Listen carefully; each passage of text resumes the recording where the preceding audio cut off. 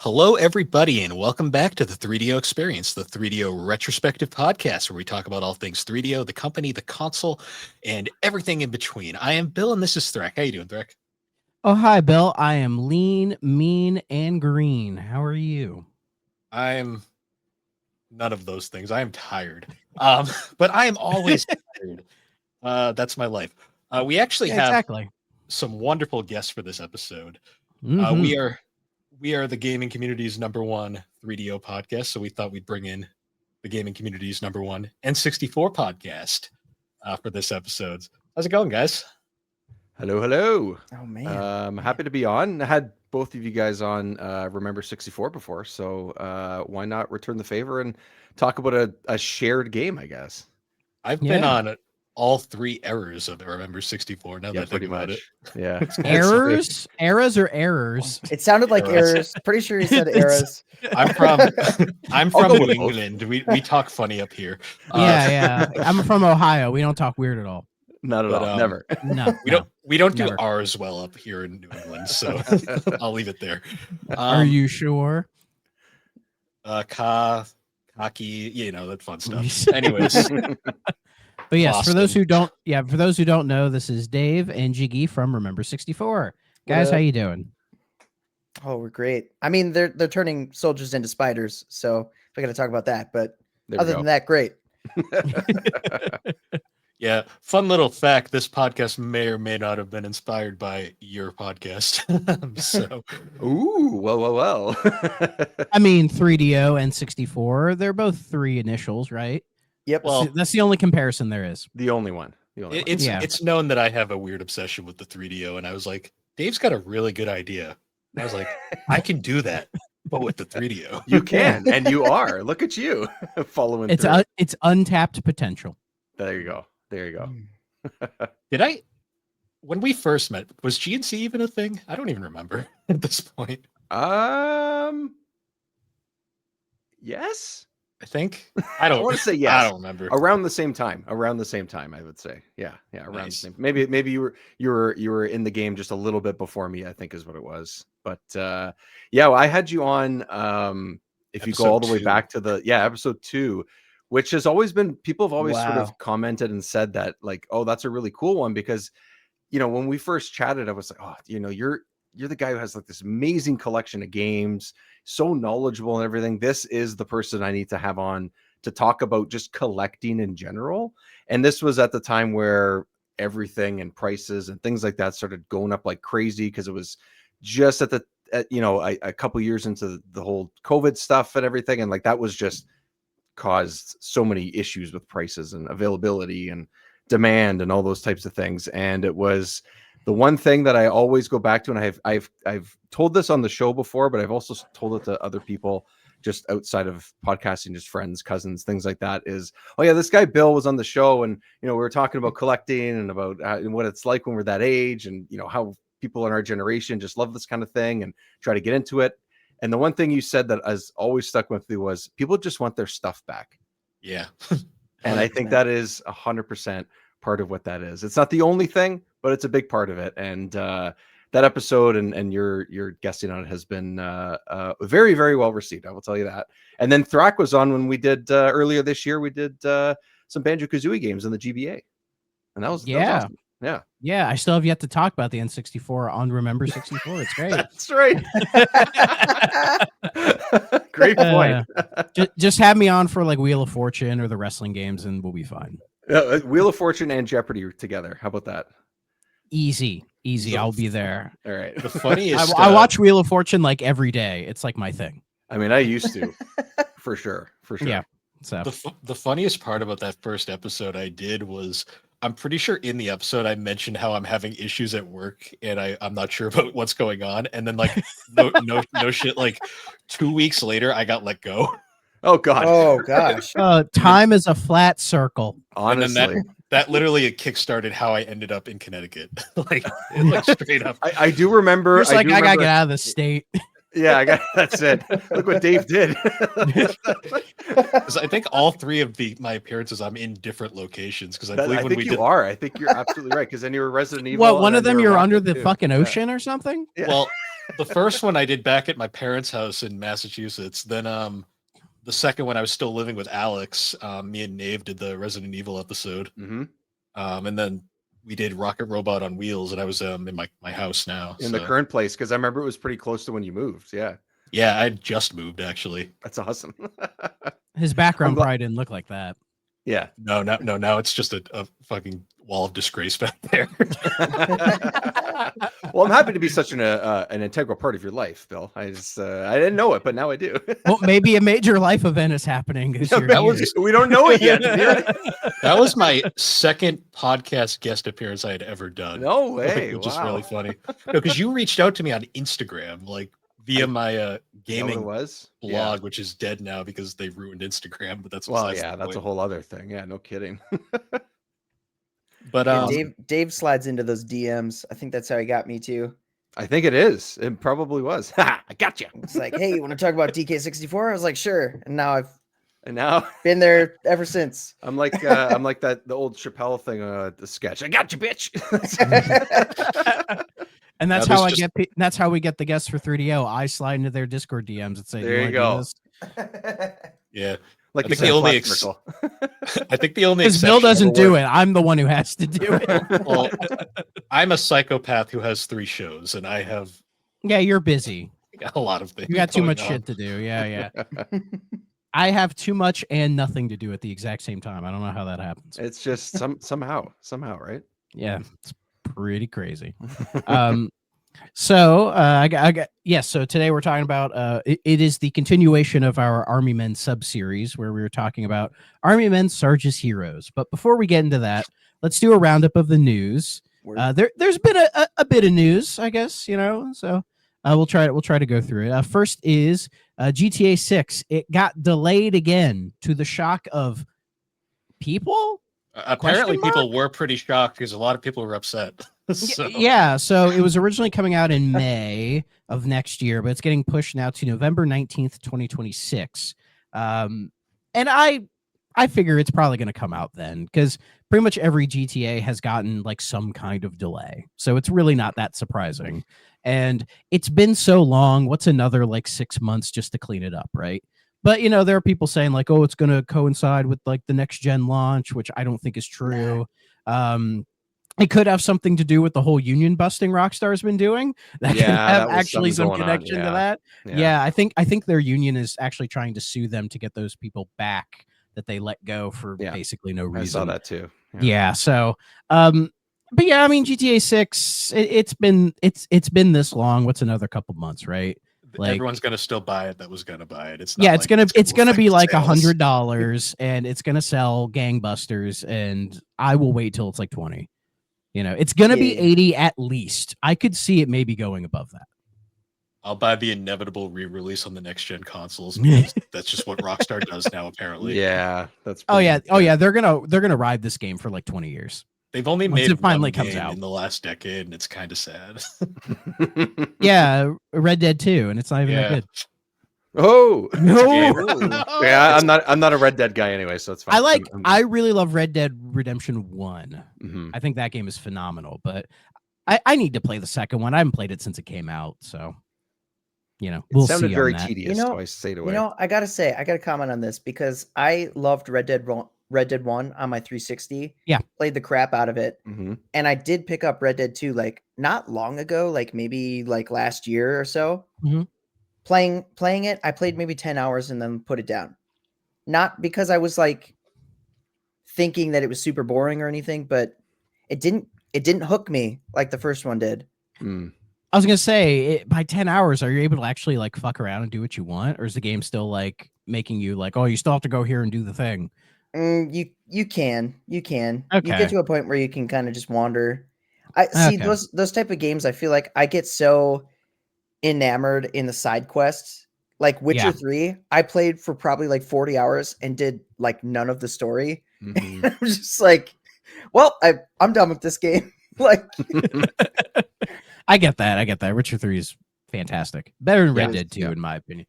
Like Red Dead 2, I think the people who like it for almost kind of like sicko reasons. Because they like the whole like pretending to be a cowboy and doing all of that, cowboy sim shit and all that. And that's great. But that's not really what I came to Red Dead for. Like Red Dead 1, I really liked the balance of like the story in the open world that Rockstar had perfected to a T.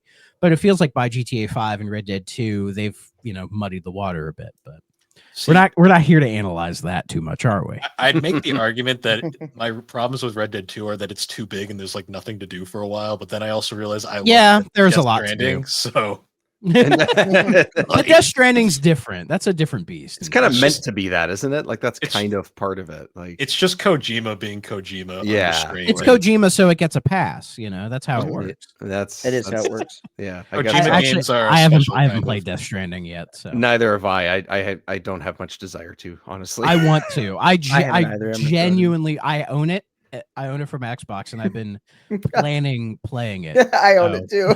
Just never played it. The only time I was going to play it was when I still had Game Pass, and I was like, "Oh, it's on there. Oh, that's the way I could at least try it and see if I like it." And then they took it off, and I was like, "All right, well, that's." So I don't want to spend, let's say, $40 just to try something. I'd rather. Well, when Death Stranding came to Xbox, it was $20, so that was like easy. Yeah, that's not so bad. That's not so bad. For anything really. Like, I've meant to play this, and you can. And I started Persona 3 Royal, so I have to get through that before I can get. I have to do one 100-hour game before I do the second one. So. Of course. I'd like the record to note that Dave said anything is worth $20. So anything. Just wanted to throw that out there. Hey, GTA 6 will be worth $20 at some point, right? At some point, and I probably still won't buy it. It's not. I'll buy it. I'll buy it for 20. No, here's how the best way to experience GTA, kids. This is how you do it. You buy it. You get into a car.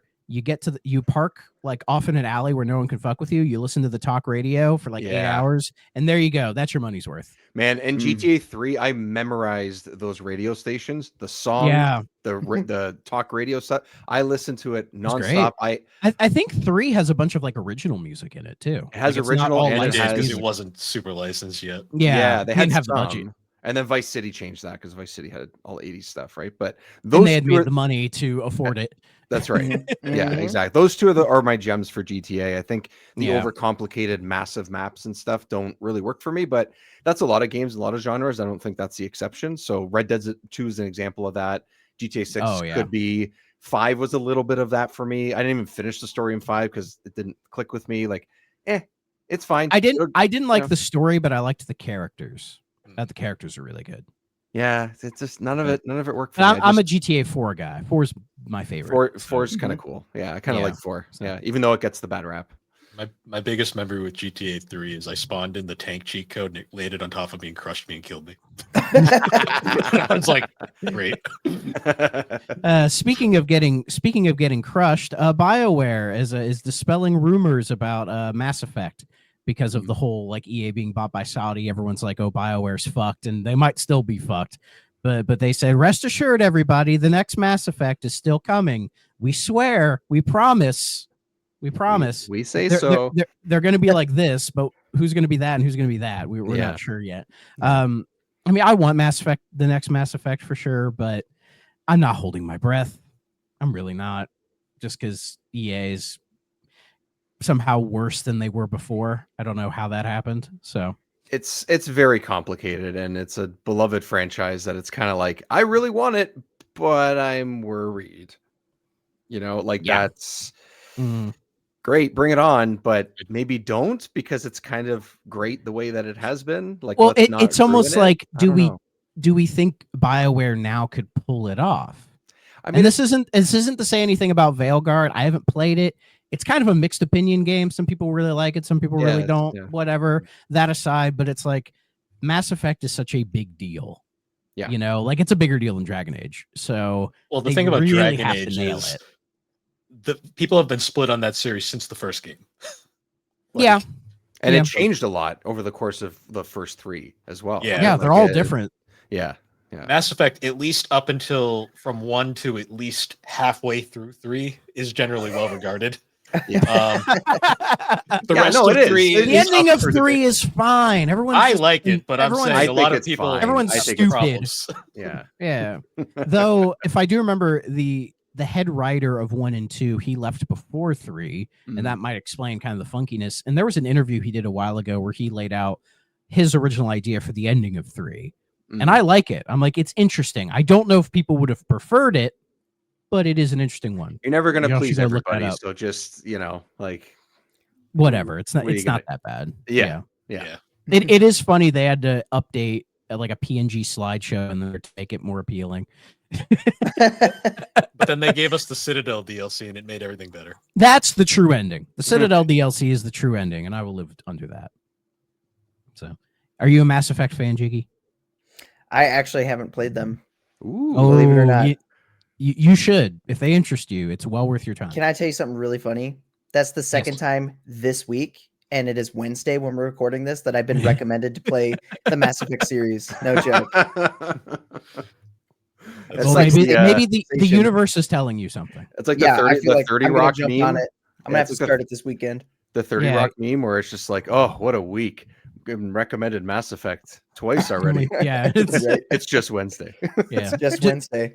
Just wait for that like trilogy remaster to go on sale. Yeah, and yeah, then yeah. grab it. Once it's $5, it is like the best $5 you'll ever spend Dope. Yeah. for sure. Or 20, right? Anything's worth 20. Anything's worth 20. Yeah. Yeah.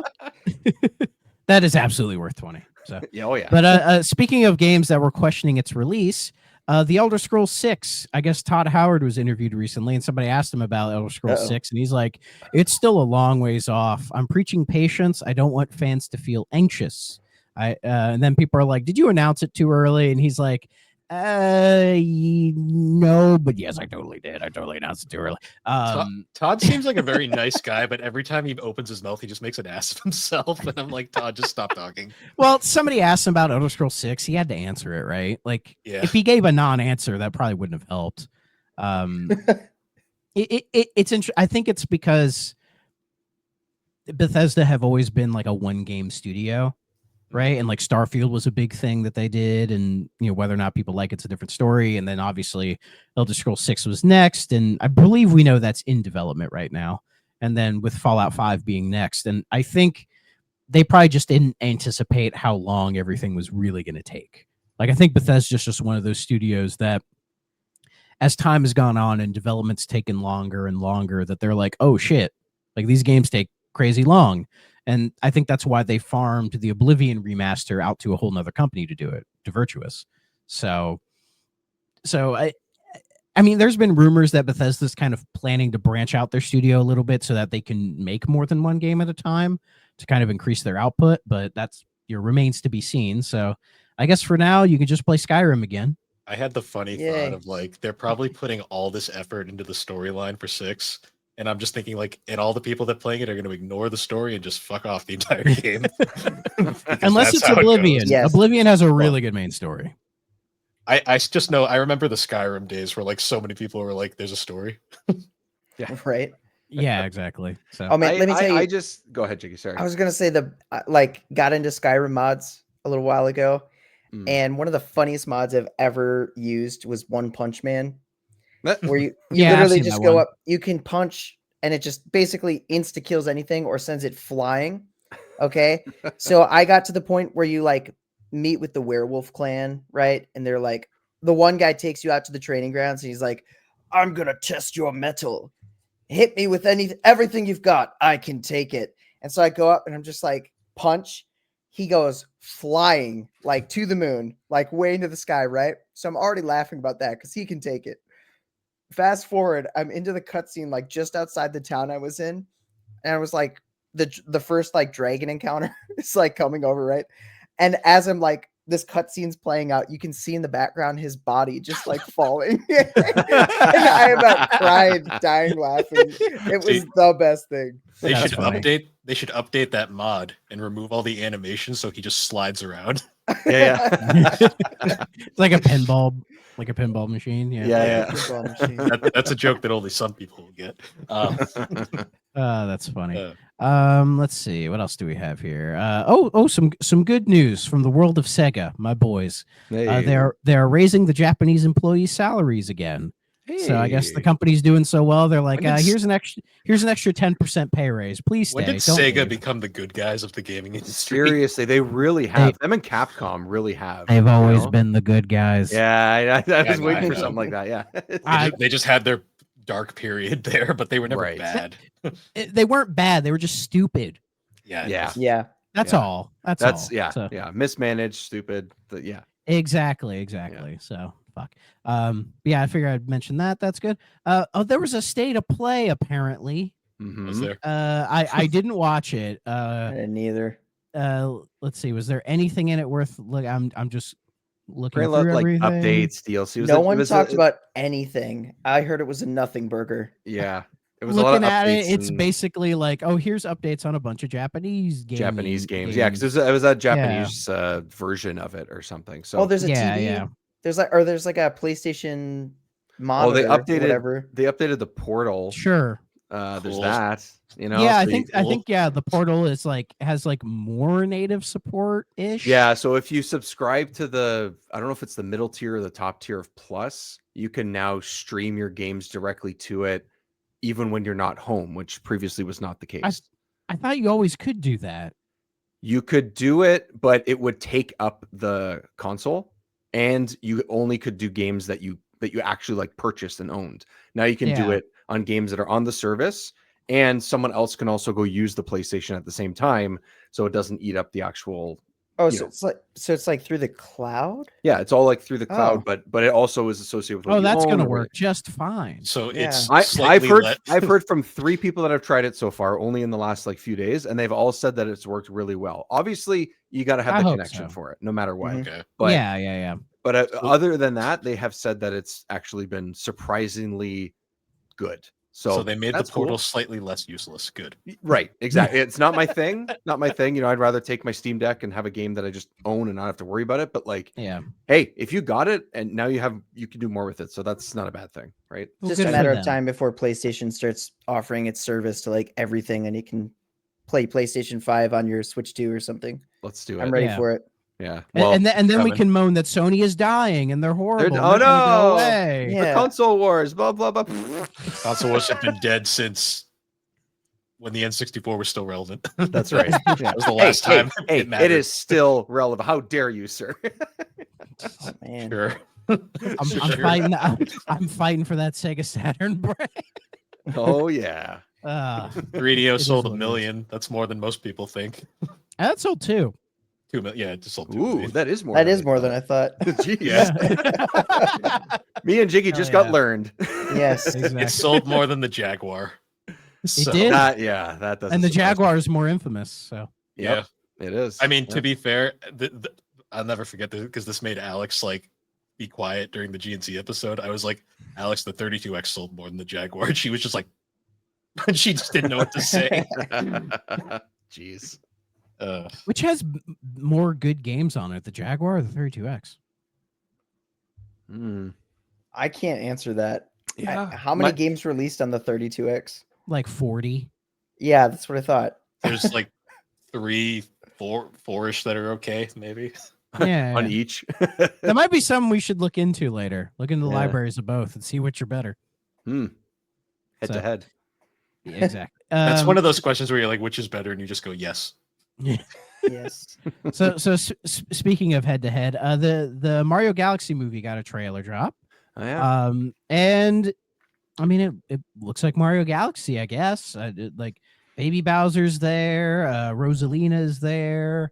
I mean, it just looks like the next Mario movie. Looks Yep. cool. Yeah. I'm Yeah. more excited. I for Sonic 4. finally Just saw. saying.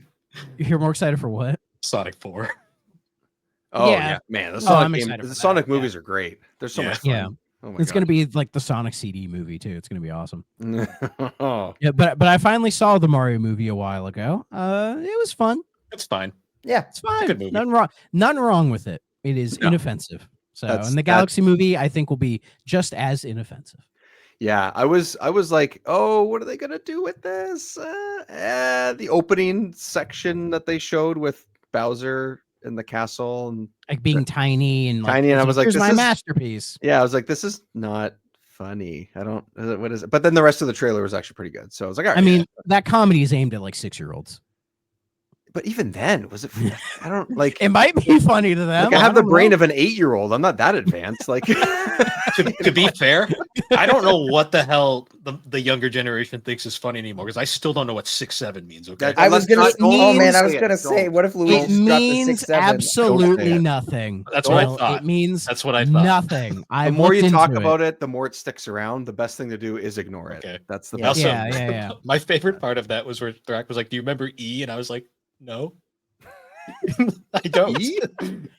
You guys I don't love remember it. the E meme where it was like Markiplier's face on Lord Farquaad and it just said E and it was like deep fried and shit? It was like 10 years ago.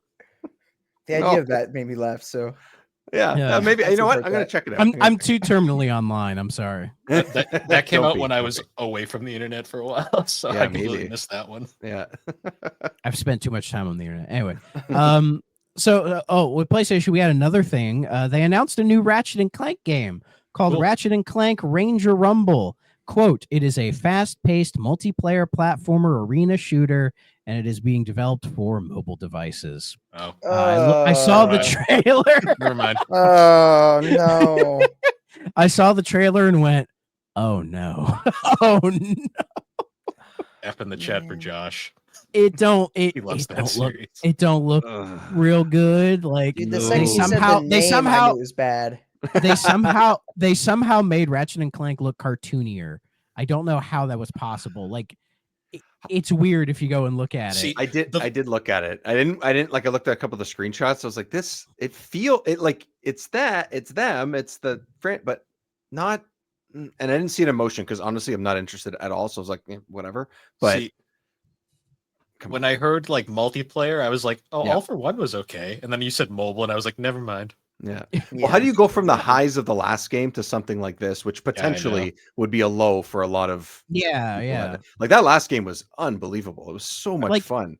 Could not It's put it down. surprising to me. As far as I know, there is no like PC or PlayStation option. It is just a mobile game. Oh boy. Which is weird. Like you think they would just like put it on one of those other platforms, right? Like how many mobile games get a PC port? Just because like, just throw it there. Who cares, right? Yeah. Especially if it's like simplified controls and there's no advantage otherwise or anything. Yeah. So I find that more surprising. Yeah. You know, and you would think with all of the weird live service things Sony's been doing and how many of them they'd canceled, this is the one that got through the door. They're like, this one, yes, please keep it going. So I don't know. It doesn't look good, and we'll probably forget about it. But let's see. Oh, this one's good for you guys. So you remember the analog 3D thing? Oh, Jiggy, did you get your email? No. What are you about to tell me? Let's see. Analog's long-awaited FPGA N64 Analog 3D will finally ship to pre-order customers this month. Oh, hey! Hallelujah! Yeah. So if you've pre-ordered it, you'll be getting it by the end of this month. I'll believe it when I have it. That's right. Yeah, That's fair. That's fair. I'm still waiting on my Bubsy. Yeah, I'm checking my email right now. I have unfortunately I canceled my pre-order a few months back not because it was delayed, because I can wait. You know, it's not an emergency. I'll survive without it. It was that the shipping cost went up an outrageous amount for some obvious reasons in 2025, and I was like, I'm sorry. What could that possibly be? What could that possibly be? I I'm sorry, but as of today, when we're recording this, I have a kid starting daycare in 2 weeks. We moved 3 months ago. I don't have time for this shit, so I'll just get it some other time, or just not get it at all. Like it would be great, especially as one of the two of us that is, you know, running this N64 podcast. But like, I can still play the games regardless. I'll survive. Jiggy can talk about his experience for now, and if you know, hey, if anyone's feeling generous, you can toss me $1,000 or whatever the fuck it costs now. Well, let's see. Is that really what it was? No, it wasn't quite that, but it was like that. the shipping was and the taxes added up to like $150 more or something. Yeah, and you know, this is going across the border. This is going up to Canada, but those prices went up from when I pre-ordered it, you know, the year prior. And I was like, I can't justify that. Like, you know, it's not a cheap device to begin with, and that's fine. If the work's put into it and it works, I'll pay for that. If they do good work, great. but I can't. Do you not swallow have that any analog? Not messed with analog before? I have tried people's pocket, but I've put my hand in people's pocket before, but I have not. But no, I don't own one. I don't own one. Okay, No. I have an other analog devices. pocket. I really like the thing. So Yeah, it looks great. I wouldn't be surprised if one day I get one of their devices, but I just don't have one. No. It's just one of those things everyone talks about. The company makes really good products, but the shipping is always atrocious. Like every single console they make. I've invested instead in like. Say somehow I got Ambernic lucky. My devices. pocket wasn't bad at all. I use my pocket because I'm collecting Game Gear games, and Game Gear's the hardware is kind of a bitch to deal with. So it's like I'll just buy the pocket with the Game Gear adapter, and that's how I play Game Gear games. Yeah, it's great for that. Yeah. Perfect. Screen's probably way better too. Yes. Definitely. Oh yeah. It's better. It's even better than like modded Game Gear screens, which I've seen. I'm like, it's good, but it ain't this good. So that's why I paid like $100 to mod my Nomad. Just because the screen was atrocious. That screen is dog shit. I was gonna do that to my GBA, and instead I got this Ambernic device that has a really nice screen. And Ambernics are great too. Yeah, so that's my version of version of the pockets. Is that there you go. He's very dusty, as you can see. Spotless, I would say. If we're sharing, I have this broken Master System. Ooh. Everyone loves your broken Master System. With the not Ken Saden game in it. Exactly. So, but speaking of Master System, our last bit of news. This is the big news that dropped today. So Valve, they're getting back into hardware again. They've announced a new console, controller, and a VR headsets. The Steam Machine, Steam Controller, and Steam Frame. So the first thing is we'll talk about that Steam Controller. God damn, that thing looks like an abomination to me. I think I said it looks like somebody took trackpads and shoved it onto a third-party DualShock 4 controller. I don't like how it looks. Onto a Mad Catz? The Mad Catz, yes. Now, I don't like how it looks, but I said the same thing about the Steam Deck's control scheme. I'm like, that looks really bad, but I've never played a Steam Deck, and everyone says it's fine, that they like it. So I'm like, okay, I could be wrong, and who knows? Maybe that thing is actually really nice. Who knows, right? So my experience with it, having a Steam Deck and playing it almost every day since I've gotten it in the last year and a half, is the trackpad things I thought would just get in the way. But unless the game needs it or activates it or you turn it on or whatever, it's just part of the device. So they don't actually do anything. I don't really notice them. And when you do need to use them, I think they work fairly well. I don't know what it's going to feel like on a smaller device, like on a controller with your hands closer together or whatever, but I was the same way. I was like, I want a Steam Deck, but I don't know. This looks strange. And I've never, because like the sticks are so far off to like the side and everything. Yeah, I like the stagger. Or it's like the D-pad is so far off the edge. I'm just like, there's no way that can feel good. Yeah. But it feels fine. It's big enough. Like if you have adult hands, like it has well, it's true. Cause like for kids, I don't know that it would work. Or if you compare it to something like the Switch, when you play that handheld, at least the Switch 1 anyway, not comfortable. It's not great, right? It's meant for tiny hands. Yeah. Steam Deck is the opposite, I think. And to me, it's felt well. So maybe the controller will be the same. I don't know. I will say that the haptic feedback pads or whatever, or the haptic feedback on the pads is actually really nice. They felt better and I used them more than I thought I would on Steam Deck. But I will say that when I saw this controller, one, I was reminded of the old Steam machines and the old Steam controller, which was just garbage. I hated that. Some people like those. They have a following. Well, they're not for me. I didn't bother with buying one. The second thing I thought was it sort of reminded me about like when they used to have Xbox controllers and you got the little like keyboard attachment that was like a BlackBerry keyboard. I was thinking that too. Yeah. That's what it makes me think of. I'm just like, it's just way too big. It doesn't feel like too much going maybe on. I'd use them to like navigate a menu or something, but I don't think I'd use them practically in a game. So I don't know. Yeah. It's a weird thing, but I'll be curious to see what people think about it. Because the other things we have are their new Steam VR headset's called the Steam Frame.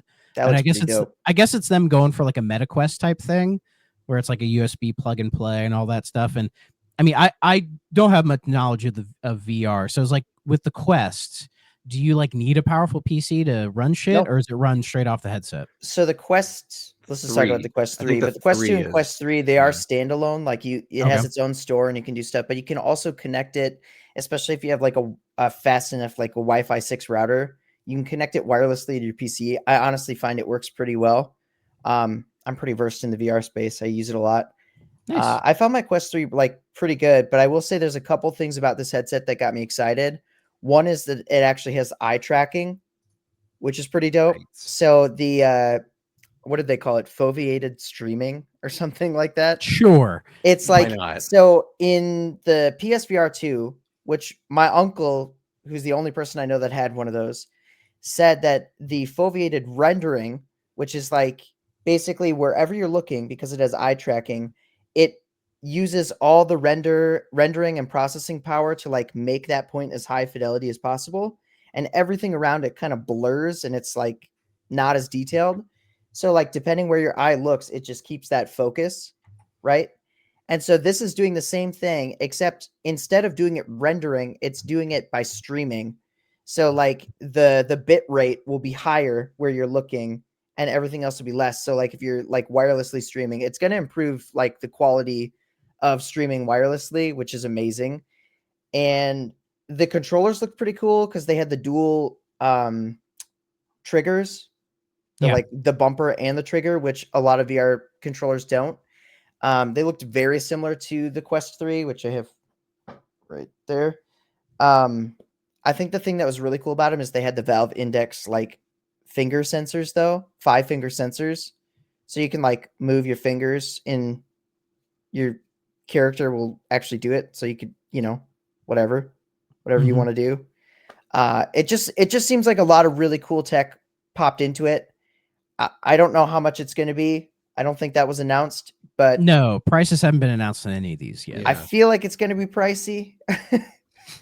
It's something I worry about, but real quick before we talk about that, I'll round out with the Steam Machine. So Valve have learned their lesson from the last Steam Machine debacle and So are we making this one in house. It's being called the Gabe Cube, and I'm gonna stick to that. I love the term Gabe Cube. So apparently, it's a little 6-inch console-like cube that is over 6 times the horsepower of the Steam Deck, allowing PC players to play their games on the TV. It'll have 1 gigabit Ethernet, display ports, HDMI, all that good shit. And there's going to be a 512 gigabyte and a 2 terabyte storage option with micro SDs. The power brick is built right in. It's using like a custom AMD chip in there. Like looking at it, it looks pretty good. Like the specs are pretty solid. Somebody pointed out to me the 8 gigs of VRAM could be a problem, but outside of that, I mean, it looks pretty solid, and they're going to introduce, much like how games are Steam Deck verified, they're going to introduce like a Steam Machine verified as well. And this is definitely something that's more for me because I don't really have a powerful PC. I don't necessarily have the money to invest in a powerful PC. So the idea, and I like consoles. So the idea of having a little Gabe Cube I can stick in my entertainment center over here with all my consoles and play my Steam library and be more connected to PC gaming that way is very appealing to me. And if it is a good price point, I will grab one. Price is an interesting thing. Yeah, because they didn't announce it. They just said they're coming earlier next year. And I think I get the sense Valve wants to try to keep the price as low as they can, because one of the reasons the Steam Deck did as well as it did was because it was priced fairly low and competitive. Like Gabe talked about when they first unveiled it, he's like, I didn't want to price it that low. He's like, we're taking a huge loss on it, but he felt it was worth doing because if they're entering the hardware space, they need to enter in at a competitive price with everything around it. And it worked, and it was hugely successful. And I think they recognize the price did have an effect on that. So if they're doing these things as well, they're probably like, what's the best way we can price these without pricing people out, especially when Sony, Xbox, even Nintendo to a certain extent are like increasing their prices and pricing more people out. Valve coming in with a cheaper alternative with access to the giant Steam library would be appealing to a lot of people. So I'm hoping this little box is like under 500. Oh, I don't know. I don't think so. No, I think what could happen is if it's still thought that the Steam Deck is a good deal for what you get, which I think it pretty much is. If you're going to use it, Isn't it like the base one, like $350? If you get like the original version or whatever, I got the OLED and it was the 512 or I don't know, whatever. Yeah, I can't remember. Anyways, my mind's mush. So I still think it's a good deal. But if that is priced like the one that I have, one of the OLEDs at $500, $600, $700, whatever it ends up being with tax or wherever you're from or something. Yeah, I don't think that they can price it lower than that because there's just too much in this, and they can use the argument, well, our handheld is this, and this is only $100 more or only 150 more, and that is an okay pill to swallow because people can say, well, this is more powerful, so of course it's worth more, and it probably is, but yeah, I don't know. I mean, look, I'm also thinking in Canadian prices, which for us, if something is 500, I'm paying $600, so like minimum. So that's where I'm coming from. It's not for me because I don't need it, but your case, 100%. That's what this is for, and it's great. Yeah, it's for console boys like me. So because when they first did the Steam machines forever ago, I was like, oh, this is great. I could just get one of these, and then I looked at 30 of them and were like, oh, this doesn't feel like it's solving my problem, so I just didn't bother. Right. So well, they're trying to bridge the gap between console players and PC players. I feel like it's going to be a middle route. Just objectively looking at the hardware they have, I think you're looking at the low end spec one, which was the 512 gig. Yeah, and maybe there's more customization there. I'm not sure, but I think you're gonna see it somewhere around the PS5 Pro price range of about 800. And I think the I don't think they get away. I don't think they can get away with that. I don't think it's going to be successful. I think it's going to be like $1,000.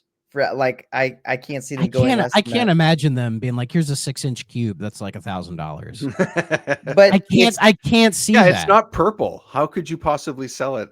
It's for the people that want a decent spec PC, right? But don't want to pay big money for a big PC. Like it's not quite a console. It's a weird hybrid situation. Yeah, because it also is. It does. They also said it's also like a PC. Correct. So you can mess around with it like that as well. Yeah, it's not just straight like, oh, here's a console. Like it's essentially a mini PC. That's what it is. Yeah, because there's no one. I mean, very few people that have a PC are going to be drawn. Like I have zero interest in it. Yeah. Like, the enthusiasts that want to collect all the like Valve stuff just to be like, hey, I have this like 10 years from now. Yeah, but it's gonna be that weird middle ground. I don't see this being super successful. I think the Steam Deck is sort of like a magic bullet because it was more powerful than the Switch, came out at the right time. I think the VR setup is going to be cool. We'll see. But again, I think the Steam Deck did as well as it did because of the price point as well. It was definitely a fairly helped. solid price point. It helped. So I think if Valve wants this to be successful, they do need to price it somewhere. They can't do PS5 Pro because then they're going to sell like 2 of these things.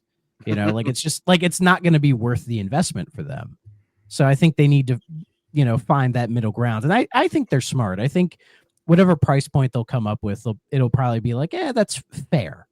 They're probably taking a loss regardless. But the Steam Deck, because Steam Deck, they took a crazy loss on that thing. Yeah. Like Gabe talked about it. Well, they could take a big hit, but I think the Steam Deck had a lot of variation. There was like 3 models. True. When it first released, right? And I think it also helps that Valve is a private company, so they don't have to worry about like, shareholders and all this other crap that these other companies deal with. True. So if they do take a bit of a loss, they're like, oh, we're Valve, we'll be fine. Yeah. Like they'll be okay. So I'm going to keep track of the Steam machine. I am curious to what the price point will be, and hopefully it's one that'll make me go, yes, I'm going to buy that thing. So and I wonder if it will come with the controller or not. Oh, it has to. If it doesn't, it's like, what are we doing here? Remember when Nintendo released a handheld it's possible. without a charger? Yeah. You guys remember that?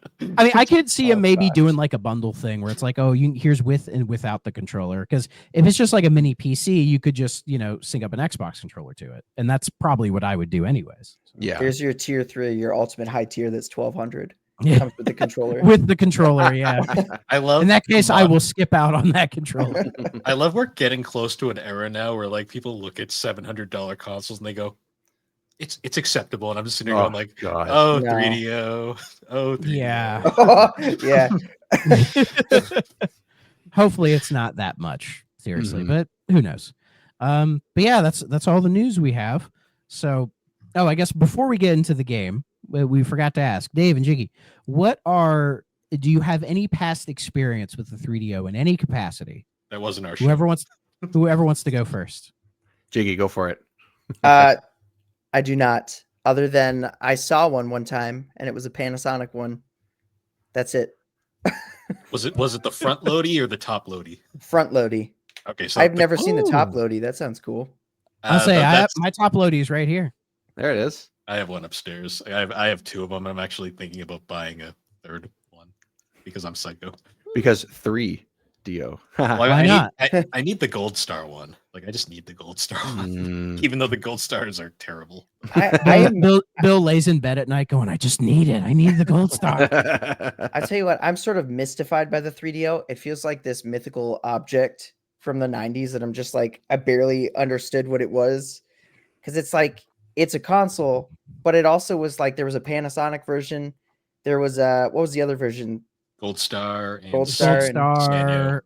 It was like, the Zanio, 3DO yeah. was like, oh, you guys could build, or you guys could make your own version of Mhm. this, right? And it's, I don't, what other console was like that? It's just so weird. None. the CDI kind Maybe of, the but Steam not- machine. Yeah, that's what the first one they were going for. Yeah, Kinda, in a yeah. way. Yeah. Alienware. The whole idea behind the 3DO was Trip Hawkins was literally like, I want to do VHS, but Right. this game thing, Right. because Cool. that's totally gonna work. Yeah, he was trying to make like his own, like media format basically, Right. and it just It was an interesting idea. It was just never gonna work with how gaming is. no. And plus, Like- they didn't really have the money to make it work. Yeah. Like I always say, like the 5th generation of gaming is by far the most interesting to me because all For sure. 5 of the major consoles like PlayStation, N64, Saturn, 3DO, Jaguar are significantly different hardware. Like Mhm. that's why Mhm. there's only like 3 games that are on all the N64, Saturn, and PlayStation. Yeah, I it's because like the industry was such in a weird middle ground of development, and everybody Awkward. had different ideas keep of where it telling was it, going to yeah. go. It was the teenage years Yep. where they it was all the had awkward different years. ideas of where it was going to go, and Yeah. you had all these other random shit happening behind, like around it. Like the fucking Apple Pippin, because these other companies are like, oh, we Yeah. could make something.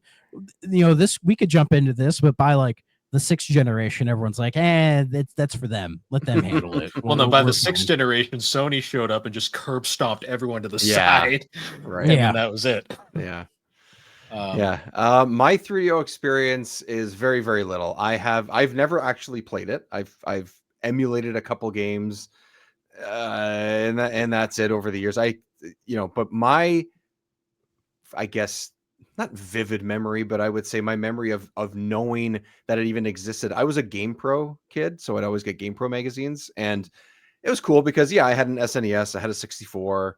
I had a PC that could play very, very rudimentary games at the time, and then eventually got into Xbox and all those things. But I remember flipping through the magazines and seeing ads for 3DO games, or they would show previews of them or reviews and stuff. And my memory of it around that time was that it was sort of touted as like an adult console at a time where my head was just in Genesis, SNES, 64. PlayStation kind of did that a little bit, but not quite to the same way. And I remember seeing it going, oh, when I'm older, I'm going to get this console, or this would be cool if I was older, my parents would let me. That's my like early memory of what the 3DO was. And And you could still be haven't grown completely up, so you're still waiting on it. I'm still waiting. I'm still waiting to grow up. Exactly. So I could be completely wrong that that's how it was actually marketed, because I was so young that maybe I was just interpreting it that way. But that's, for some reason, I always go to those moments where I would like see an ad for it or something and have that 3DO logo and go, oh, crazy. They make an adult console. Like, it famously was Time Magazine's 1993 product of the year. there you go. There you Great. go. So, And Dave, you are 100% correct, because there's that famous commercial where they're throwing a Super Nintendo and a Sega Genesis with a CD into the baby toys. It's the And put away your Right. baby toys. I have seen It's that. time for the Yeah. adult game, and Yeah. it's 3DO. which is 3DO, so yeah. funny. See, I miss that era of like the fucking slander commercials, like because we Right. have that one, and then we have the famous Jaguar. The 3DO is 32-bit. The Genesis is 16-bit. How many bits is the Jaguar? Yeah, and it's like fisheye lens, like that commercial surrealism of the 90s. Yeah, Like it's just awful. I still love calling the Jaguar 64-bit is the biggest stretch in gaming history. Right. Oh yeah, it's got to It be. technically is. It had a but- 64-bit blitter, whatever that means. So, It's too confusing. Yeah, But anyways. All right. So now let's get into our game that we've all drug ourselves here to talk about. yeah. Hey, I'll look at speak that. Look at those Hey, look at Dreamcast that. games. Oh my gosh, my Dreamcast is right there. RIP to Midway. Yep, that too. Yep. And the Dreamcast and 3DO And 3DO. and the Army Man And Army series. Man, yeah. Um, We're holding death. I'm holding death in my Literally hand. everything about this game is dead. Dead So- game. fun little fact here. Oh, Ready to Rumble. You guys want to play Ready to Hey, Rumble? also Hell dead yeah. game. I suck at that game. Fun fact about the Dreamcast port in particular. The Dreamcast port is a weird amalgamation of it is based off the N64 port, but Okay. it uses the PlayStation ports like added cutscenes and like effects. Ignores the PC port. That's its own thing. It is a weird port, but it's technically the best version of the game. As Dreamcast usually is. Yeah. So my memory, I actually first played this on N64, like back in the day when I had one and collected games for it, believe it or not. I grabbed this game because I was like, oh, it looks interesting. And I played like half an hour of it. It got frustrated and never played it again. So this is my first time really getting into the weeds with this guy, because I remember I popped in the Dreamcast version. My first thought was, oh, this is like if the N64 version was good. So I just want to give a little background here. Sarge's Heroes was released in 1996. The reason I bring this up is it was one of 5 Army Men games that were released in 1996. I bring this up every time we talk about the Army Men series because 3DO literally released like 30 games within like 4 years. Ridiculous. Wow. Yeah, you thought annual series were bad. Oh boy. So just Assassin's for the Creed record, got nothing on this. for the record, Take that, Madden. in 1998, 3DO released the original Army Men. In 1999, they released Army Men 2, Army Men 3D, Army Men Sarge's Heroes, Army Men Toys in Space, Army Men Air Attack. Cool. I remember when we were looking up this game or these games and realizing just on the 64 alone how many there are, and I was just blown away just by that. That There's alone. more on the PlayStation. Like, Right. the I PlayStation- noticed that too. I was It's like, like a what the dumping hell? ground. Yeah, what the hell is going on here? My God. So this series is both fascinating and one of the most frustrating things in gaming history.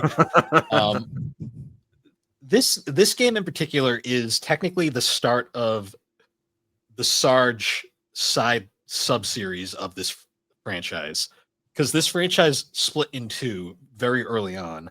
Army Men 3D, which we have covered in the past, was kind of like the last game. Yeah, I know it hasn't aged well, like most games in this series. It was kind of like the last one that was trying to be like the original vision. Then they split between the Sarge series, which was more humorous and fun, and then the World War series, which was like 3D. If they took the concept of 3D, made a good game, and then split that good game into 4 games that all suck. If that makes Wow. sense. That's beautiful poetry. The way you explained it makes sense. The idea of that does not. Like there are 4 World War games in the World War sub-series. All 4 of them have That's more than the ideas- actual world wars we've had. I know, Right? All 4 of So those far. games Man, don't jinx it. have good I said ideas. so far. They all have good ideas. Sure. If they were combined together into one game, it would probably be a great game. But no, they split into 4 games. So let's just put that there. It's because 3DO, they like the first Army Men did well and it seemed like a good idea. And they were like, oh, let's just pump these out because people seem to like them. And even when everyone told them to stop, they're like, what do you mean? Here's 3 more. What do you mean? It's all we have. This do you and mean Might people and love Toy Magic. Story? What are you talking about? It's like, do you want Might and Magic? We have like 16 of those Yeah, too. we've already killed New World Computing. They're still trying to make those. Oh God. boy. What's funny about the Sarge subseries though is that's its own confusing split, because not only do we have the Sarge games, but then that's split to the Air Attack games, which are air combat and stuff. Yeah. which are part of the Sarge storyline, but they're a separate series of games. 3D You're turning thought they were you're turning into that It's Always Sunny meme where Charlie's like, Yeah. Sylvia. The strings. Yeah. when we Yeah. cover all of these, I'm gonna definitively try to like piece this together, because it is a. Can you do that in Yes. real time? I would love to see that. I'll try. Like, once we I'll finish sit them here. I'll sit here drinking like a cup of tea while he explains it, because you I'm might not need gonna more do than any just one. effort. You're gonna need a few. I'll have a gallon jug. I'm just Yeah. all. Before we get into the game, though, I do want to say I don't really like the 3D. I mean, not the 3D, the Dreamcast cover. I prefer the. I don't like the 3D cover either. Yeah, I know. I prefer the other N64 cover. Yeah, N64 reminds- cover is nice. It reminds me of Small Soldiers. I don't know why. Yes, It does. Yeah. First thing I thought banger, of. absolute banger. Yeah, I gotta rewatch that again. Jeez. Me too. There was a Small Soldiers game. You guys There ever is. played that? I'm Yeah, not- Back I've in the day, never I did. I've Yeah, never back in played the it. I'm not sure which is better, and I don't really want to know. to be I have a honest. feeling. I kind of want to compare that now. It's a great idea. It's probably comparable. Like, honestly, it's gotta be right. Like, or at Right? least parts of it. All right. Well, here, real quick. That Small Like a Soldiers Tetris game. clone. Oh, it was done by fucking DreamWorks Interactive, the guys who made Medal of Honor. Good for them. Oh, okay. Interesting. Well, they did Medal of Honor right after this, so Ah. they were figuring it out. Oh, that's fun. The Dreamcast version was ported by Sapphire. That's a company I haven't thought of in a long time. No, who the fuck are Sapphire? They made the James Bond 007 game on Game Boy, apparently. Oh yeah, Their that's claim a to good game. fame. It's a And then good game. Oh, they made BioFreaks. Oh, okay.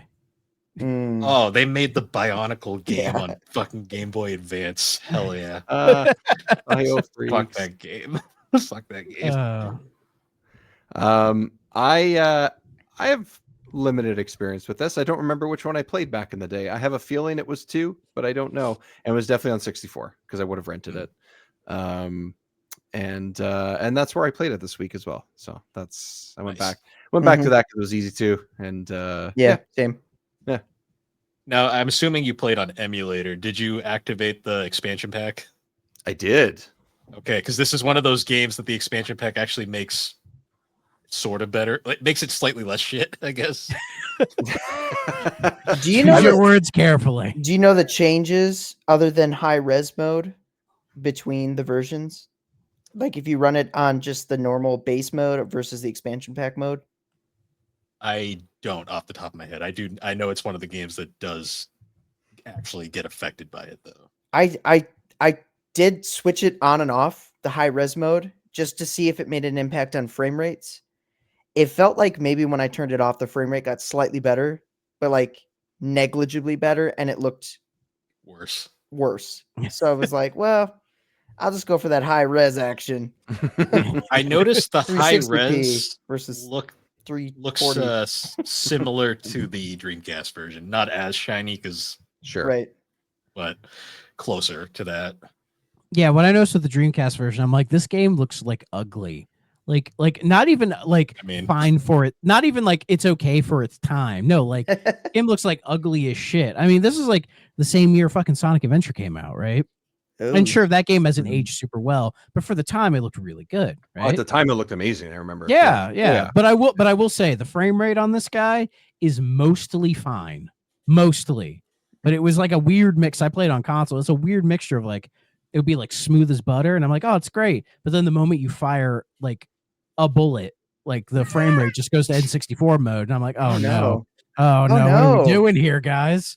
It's a bit of a nightmare. I had an okay time playing it. I mean, yes, it was emulated, and yes, the expansion was on, but there were some dips for sure. But it was nothing that deterred me from or saying, "Oh God, I wish I just played a different version of this or something. Not that I have experience with other ones, but I was like, yeah, no, like this was fine. It's kind of what I expected. The way it performed, the way it looked. Like I didn't. Did you play it on your Steam Deck or what'd you? No, play I played it on the actual on the console on the EverDrive. Yeah, okay, me too. Yeah. With So the EverDrive, yeah, so that worked really well. No, I've played other ones on Steam Deck, and anytime it's weird. Anytime I've tried, Emulation Station, whatever it is on Steam Deck to emulate something, I've had better experience playing on that than I have if I booted it up on Steam itself for some reason. I don't know if the settings get fucked up or something or whatever, but like it's been pretty seamless that way. But no, I did this on the EverDrive, play with the controller, all that kind of stuff. So yeah. Yeah, I thought the frame rate was okay. It wasn't bad. It was tolerable. Yeah. Pretty consistent, at least. Yeah. For a game of its era, I found it fine. Mm-hmm. I like this game, guys. I thought it was kind of fun. I liked it. Is it perfect? Fuck no. But man, it was so like here's the thing. If I'm talking about it as a game, just like by itself, right? Just as instead a game, of a movie, of course. Yeah, or a TV show, right? Or HBO novel, HBO the HBO miniseries, Sarge's Heroes. Band of Sarge's Heroes. Take that, Band of Brothers. As a game, it's like kind of average to below average. Like it's like graphically, it's not great. Its controls are funky. You get used to them, but they're not great. Like level design could be better. Mission structures are incredibly repetitive, and you can beat the game fairly quickly, right? It's kind of really nothing to write home about. However, if I'm grading it on the Army Men scale, the Army Men curve, as you know, I think this is the 5th game we've played in the series, Bill. Is that right? 5th or 6th? Fun fact, when we started with the final game in the Sarge series, so we're already completely backwards. Yeah, but I gotta say, in that ranking, this is easily one of the best ones we've played so far. Okay. And I think it comes down to the fact that it actually has like some character to it, some personality with Sarge and all the various characters. The plot is weirdly deep. Yeah, like it actually tries to have a plot, and it's pretty great. It's like trying to say something, and I'm like, I'm kind of like intrigued, but at the same time, I'm like, these are toys. Yeah, because this game is clearly based off of Army Men 3D, right? Like it is. When we played it, it's very much like taking what 3D did and improving, trying to make it fun. Yes, and I think they actually succeeded, because Army Men 3D is kind of a fucking nightmare to play. But this, like, it was. I didn't really have any issues with the game as far as like difficulty or anything like that. To like 2 missions to like the end or something like that. I was like 12 missions deep or something before I actually started having problems. So it was kind of a smooth ride the whole way as well. Well, the difference between this game and Army Men 3D and the World War games, to a degree, the Army Men 3D was trying to be serious. Like it was like trying to be this serious war story where you're playing as toys. This game fully embraces the fact that they are toys. For to much better effect. Yeah. Yes, and the rest of the Sarge games we've played, like like RTS or Sarge's Green Rogue, Sarge's War to a bit of a lesser extent, but they all kind of lean into the fact that like, yeah, these are like toys and this is plastic and it's kind of dumb. Yeah, I love the whole. I mean, it happens pretty early on, so it's not like it's a surprise per se or whatever. But I didn't really remember or know much about the quote unquote story. I kind of expected there to be none, honestly. Like, oh, here's some characters. You're like, oh, you are sadly mistaken. Right, exactly. So maybe it was like maybe it was a pleasant surprise thing or whatever. But I also like going to the real world, so to speak, like, and doing that. Like, I was like, this is great. Like, I love. Look, I'm of the age where I should probably be in love with all the animated Disney movies over what Pixar started with, like Toy Story as a prime example. But like, and no, I wasn't necessarily thinking of Toy Story when I played this, but like, there's something. It's okay. Most reviewers were. Yeah, right. Mm-hmm. Well, it's hard not to at this time, right? For sure. We probably knew that 2 was on the way, stuff like that. So I think it came out the same year as 2, 99. I believe so. 99. Yeah, it would have been. Yeah, you're right. You're right. There's something about the toy part of it, and that they went that direction. Now that you guys are saying that the other ones didn't, I think it works, and they just lean into it as far as the presentation goes and where they go and stuff. And I just love that idea that they're not just in someone's backyard or oh, they're in their own world. No, they're doing both, you know, and they're Yeah. finding a way to make that work. And I just, is it done to perfection? No, but I feel like that went a lot further for me than I would have anticipated otherwise. Like, it was, man, I loved it. I love every time you go through that portal. I was like, where am I going to go now? Like, oh, I'm in a bathroom. Oh no, I'm in someone's backyard. Oh no, I'm in here. Like, it's just, I really appreciated that, even if it sounds like a simple thing, and maybe it is simple, and my simple mind loved it. So there you go. I mean, it's simple, but it's effective, right? Like, I think why when people think of Army Men, they usually think of like the Sarge subseries of games, not the other like 50 or so that have been made. Yeah. And I To think be it's fair, and there's I think actually it's more games in the Sarge subseries than the non-subseries. yeah.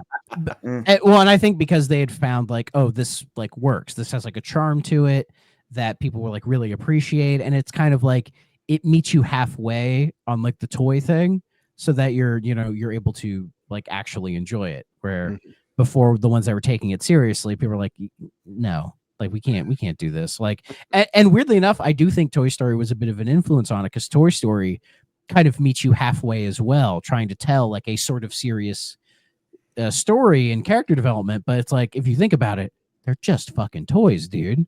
Like, why do I care this much, right? I love Toy Story. I love them. I love my toys. It's great. I fucking love Toy Story. But like, it feels like it was a genuine influence on this game to try to go that way. Yeah. But obviously they're not Pixar. They don't have the writers to make it work in the same way. But am I the only one that just really wanted the whole game to be the inside of those portals?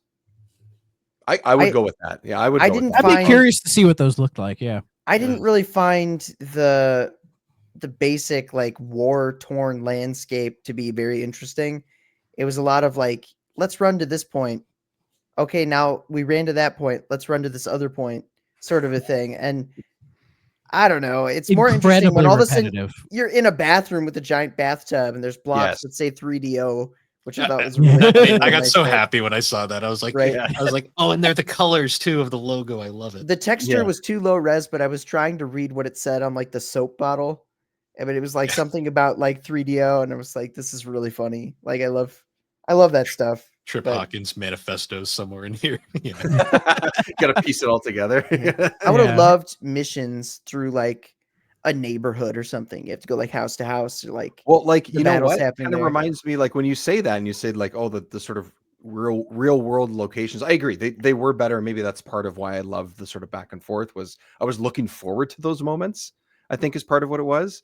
And it kind of reminds me a little bit of when we played Toy Story 2. Yeah, where, a little bit. You know, it's sort of following some locations in the movie that you can kind of think of. And it, again, came out pretty much at the same time. And you're Buzz and you're in the real world, obviously, because it's Toy Story. But like, you know, even a game that was a little bit more structured like that. I mean, I guess they're kind of trying to do that in some ways, do the mission in this one location. But I think Toy Story executes that part of it a little bit better. But it reminded me of that, going, oh yeah, I think there's just something about, I don't know, man. I'm just attached to my toys. I don't know what the hell is going on with me. I'm always into giant things that are in the normal world being like gigantified and exploring the world from like that perspective. Like a Honey, I Shrunk the Kids. Yeah, man. It's always interesting to me. And like any game that has like Clive and Wrench popped into my head. There's a world where you're like in a kitchen and everything's giant. Toy Story 2, the first level, Andy's room. Like, have you played Grounded? It's on my list. I have not. Okay. I played a bit of Grounded. If you like that vibe, you'd like Grounded. Yeah. It's very much going for that vibe. I'm waiting to play it co-op because that's the way to go. Yeah, you need somebody to play it with. Solo, not great. They had a sequel too, Grounded 2. Yeah, just came out. It's already out. I think I think they technically call it early access, maybe, but the first one I thought it got a full release. Was it full? Okay, yeah. But the first one was in that mode for a while too, and it still played great. So yeah, it was fine. It's tough for me because a lot of the things you guys are saying, like I wish there was more of this. I'm like, AirTech might have done that. Oh yeah, okay. All right. Yeah, this guy simps for Air Attack. It's crazy. Air Attack is generally, by most people's regards, the strongest game in the Army Men series. In fact, I think I checked, and it was like, of all the Army Men games that have Metacritic scores, I think Air Attack is one of like 2 that like has a green score, which is pretty good. So. Well, because one of the biggest flaws with these games are because of the graphics. Like the army men look like green blobs, and everything's kind of ugly looking. Well, the problem is because they're making so many of them at one time, they can't really focus on like the good ones. Because you play Sarge's Heroes, and my thought was like, there's a lot of ambition, and there's really something here, but you can tell they had maybe a couple months to knock this out, as opposed to giving them like a year and a half, right? Because I think if they had gotten more development time to really flesh out this game, it could have really been something special. Well, that's one of the reasons why Air Attack is so solid, is because it's just helicopters. you just like it's such a simple idea that like you don't need a lot to execute. It's focused. Well. It's more focused. Yeah, it's a helicopter game, which those don't exist anymore. Where'd all the helicopter games go? Right. I don't want to say too much more because we haven't covered Air Attack yet, but Neither have we. Yeah. I haven't even played it, so I got nothing. Yeah. Nothing. I'm saving it. Savor and savoring. Yeah. Yes. Oh, trust me, I am not feeling tantalized at playing the rest of these games. Trust me. yeah. I still had a pretty good time with it, honestly. Like, yes, the sort of simplified mission structure of go here, rescue that person, take them here, whatever, things like that. Yeah, grab somebody who's just laying there for some reason. Yeah, nobody's attacking them. Sarge! Like everybody is murdering Sarge, but like everybody else, like Scorchnaw, they're just they're there. lying on the ground. And then you get up to them, they're like, "Oh, thanks, buddy. Can you get me out of here?" And then you have to run all the way back. And the one that killed me was Can I talk about an end game thing because it cracked me up so hard? Yeah, when the Colonel, is it Colonel Green? Wait, what is his name? Colonel Grimm. Colonel Grimm. Yeah, because his daughter's name is Vicky. His daughter's name is Vicky. But when he gives like the very end of the game, he's like, "That's an order, sir," whatever. And he like goes to like kiss his daughter, and he like Sarge like picks her up and like kisses her on the forehead, and, like sets her down. I don't know if it's better on Dreamcast, but it cracked me up. He did it twice. It's almost kind of like a pat on the head sort of a thing. But he's just like, "Oh," and it kisses the forehead and puts her down. Well, the game's only rated teen. They can only go so far. See, my thing with that is like that is this game rated teen anyway? What the fuck? I know. Oh my god. The funny part about that is though, like I think of that scene, I'm like, that's really cute, and then I think of the scene where she dies in Sarge's War, and he's like, no. Like that's awesome. And then I think Sarge's War is more memorable in some of those instances, but that could be because it's on like the PS2, GameCube, Xbox, so they have a higher fidelity of hardware to work with. But I do think Sarge's Heroes is the more solid game of the two. Well, Sarge's War, you can clearly tell, started development with one company, and then this other company finished it and didn't really know what they were doing. It's a little ragtag. Yeah, and it kind of wears on you after a while. Whereas weirdly enough, I thought Sarge's Heroes was better paced. Like I never I had a pleasant enough time with it. I didn't feel like it was like overstaying its welcome or anything like that. So I feel like there was a few stages that I had to replay because I got like kind of frustratingly killed in a couple ways. Yeah, because there's a couple where they're like, "Oh, try to stealthily sneak through," and then you walk like 2 steps. You've been spotted. I'm like, how the fuck do you not get spotted? Yeah. Also, like the tanks are just like eat your health in 2 seconds. They just kill you in like 2 hits. What? And if you don't happen to go to the spot first where the weapon is that you need to actually take it out, you're screwed. Which is essentially just a rocket launcher. And then there was one time I found a grenade launcher, ran up right to the tank, and then shot like 10 grenades at it, and it died. And I was like, that's funny. Yeah, I did that too. I was like, this is all I got. And I was like, bam, bam, bam, bam, bam. And it worked. It did work. It took a little longer than it probably should have, but it did work. I did. Games all have these moments of just like jank where you're just like, what? Like you're like, I had a couple of crazy things happen. One was actually infuriating. One of the guys I was rescuing like was following you, and you have to go back to this helipad. And like he just got stuck, but not only did he get stuck, he disappeared. Yep. And like I could see him on the map, and I like ran over, and I was like looking around, like, where the heck is he? And then insult to injury, I'm just running around. I got stuck on the side of this hill, like couldn't move anymore. My guy was just locked with his legs, like moving forward. I'm like, so not only could I not finish the mission because this guy was nowhere to be found, but also it just stopped me from moving. I was like, I got stuck twice on one of like the mountains or hills or something. One was like probably in the first third of the game, and the other one was just a couple stages later. I can't remember which ones they were, but that happened to me a couple times. And like, luckily, I'm so like, bullheaded that like I got stuck once and I tried the exact same thing the next time to be like, no, that was just a one-off. Like, no, this isn't one of those types of games. It's just there. That's just part of this, or maybe it's just part of the ROM. I don't know, right? But it's just broken. It's just broken. And I was like, no. They had to code it in 2 weeks, Dave. That's right, which I didn't realize. So I was like, because well, half the team was making Air Attack. Yeah, they're working on the sequel at the same time. And the same thing happened to me though, Jiggy. I got stuck on a couple spots. I was like, come on. Wasn't all the way through the level, and I didn't run into the extra thing that you did, but it was enough for me to be like, shit. I was so mad because I was at the end of that level. Oh, like it was brutal. literally, I just had to make it to the helipad, and he was behind me the whole way, and then he just like disappeared. I turned around and I'm like, where did he go?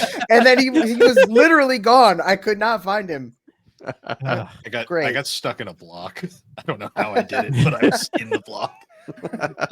Impressive.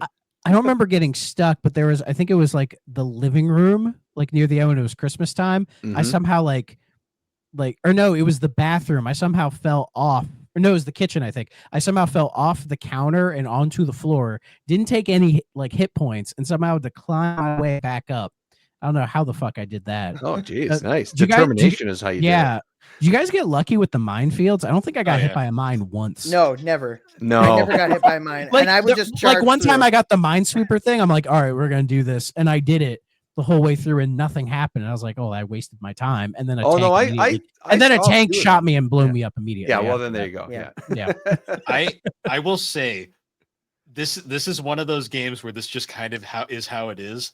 Most of my success came from just being like, fuck it, and just running through the stage. Yeah, that is yes, absolutely. Yes. It Yeah. felt like a track and field simulator at one point. Yeah, because one of the downsides of this, probably due to the 2-week development, as Thrak is saying, is that to make 3 other games, man. Yeah, 3 other games at the same time in the same room. Like it's just how'd those guys survive? Like seriously. we need to track down somebody who worked on these games and interview them. God. Like Well, what the hell was the process? You want to know probably gave up. How stretched the teams were? Apparently, Trip Hawkins was one of the main designers on this game. Holy shit! The CEO of the company. So. Wow.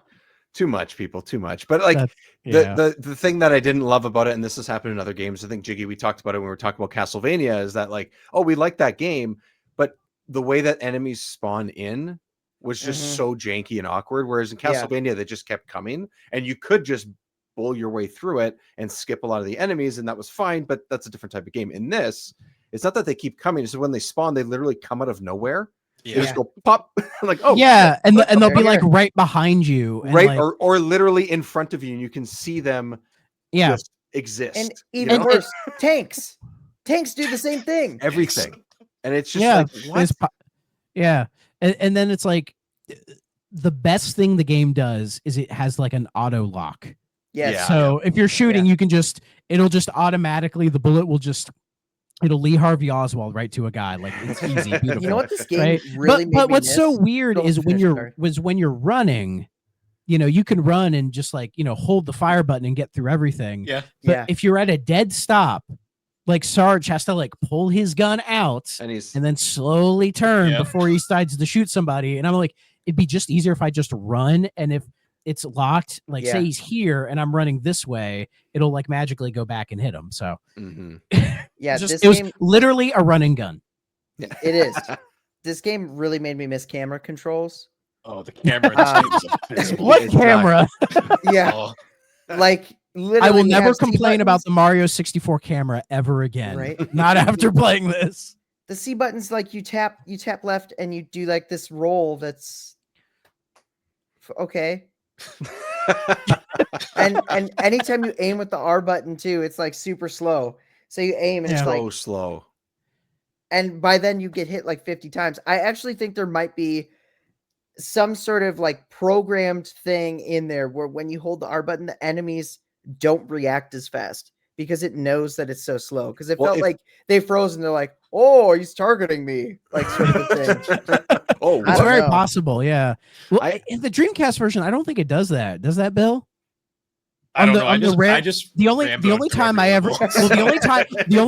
ever aimed was if I had the bazooka and I was like, okay, I'm gonna actually shoot the tank.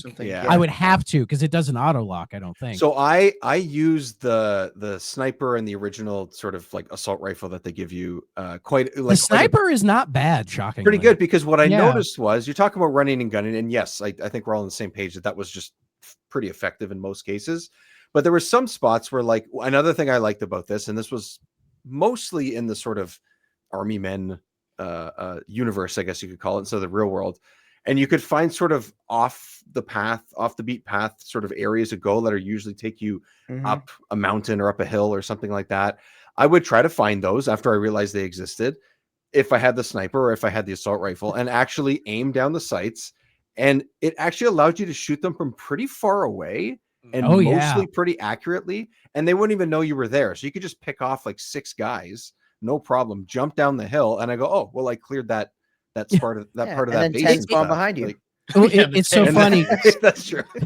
Yeah, and it's so funny because while I was playing that, at the same time, I was also working on the Call of Duty 4 for my Thrack Op series. Right. And so like that one, you have to like click the stick to hold your breath and time it and worry about the wind and shit. And this game is just like aim, fire. Dead. You know what's really messed up? You guys haven't played it, so it's going to be a little bit harder to explain, but this game is a better run and gun than the actual run and gun game that they made years later with Green Rogue. Oh gosh. Oh, Green Rogue is a dumpster fire. It has potential. It genuinely does, but like, oh my God, what were they thinking? That up. The one thing that I add in about the sniper is, I don't know if anyone noticed this, but it sounded exactly like the sniper in GoldenEye. Yes, had like the same. Yeah, I think so. Yeah, I mean, it's probably not, but it sounded very, very similar. Well, I imagine devs at that time used the exact same like stock sound effect CDs or whatever that you got. You just put them in a computer and you just get like dozens of shit. And you're like, oh, I'll just pull that. Yeah, it could have been. Speaking of sound effects, this game should have a Wilhelm scream. It's a Wilhelm scream. I know, right? Oh, that would be great. It just fits. Yeah. Speaking of sound effects, though, did you guys notice that every male character in this game is voiced by Jim Cummings? Is it? every that doesn't surprise me. That does not really surprise funny. me. That's awesome. Party time. I kind of wish Vicky was also voiced by Jim Cummings because it would just be funny. Party time. Yeah, I like that. Good to go. Yeah, good to go. That's it. That's what I was trying to think of. Yeah. Oh yeah.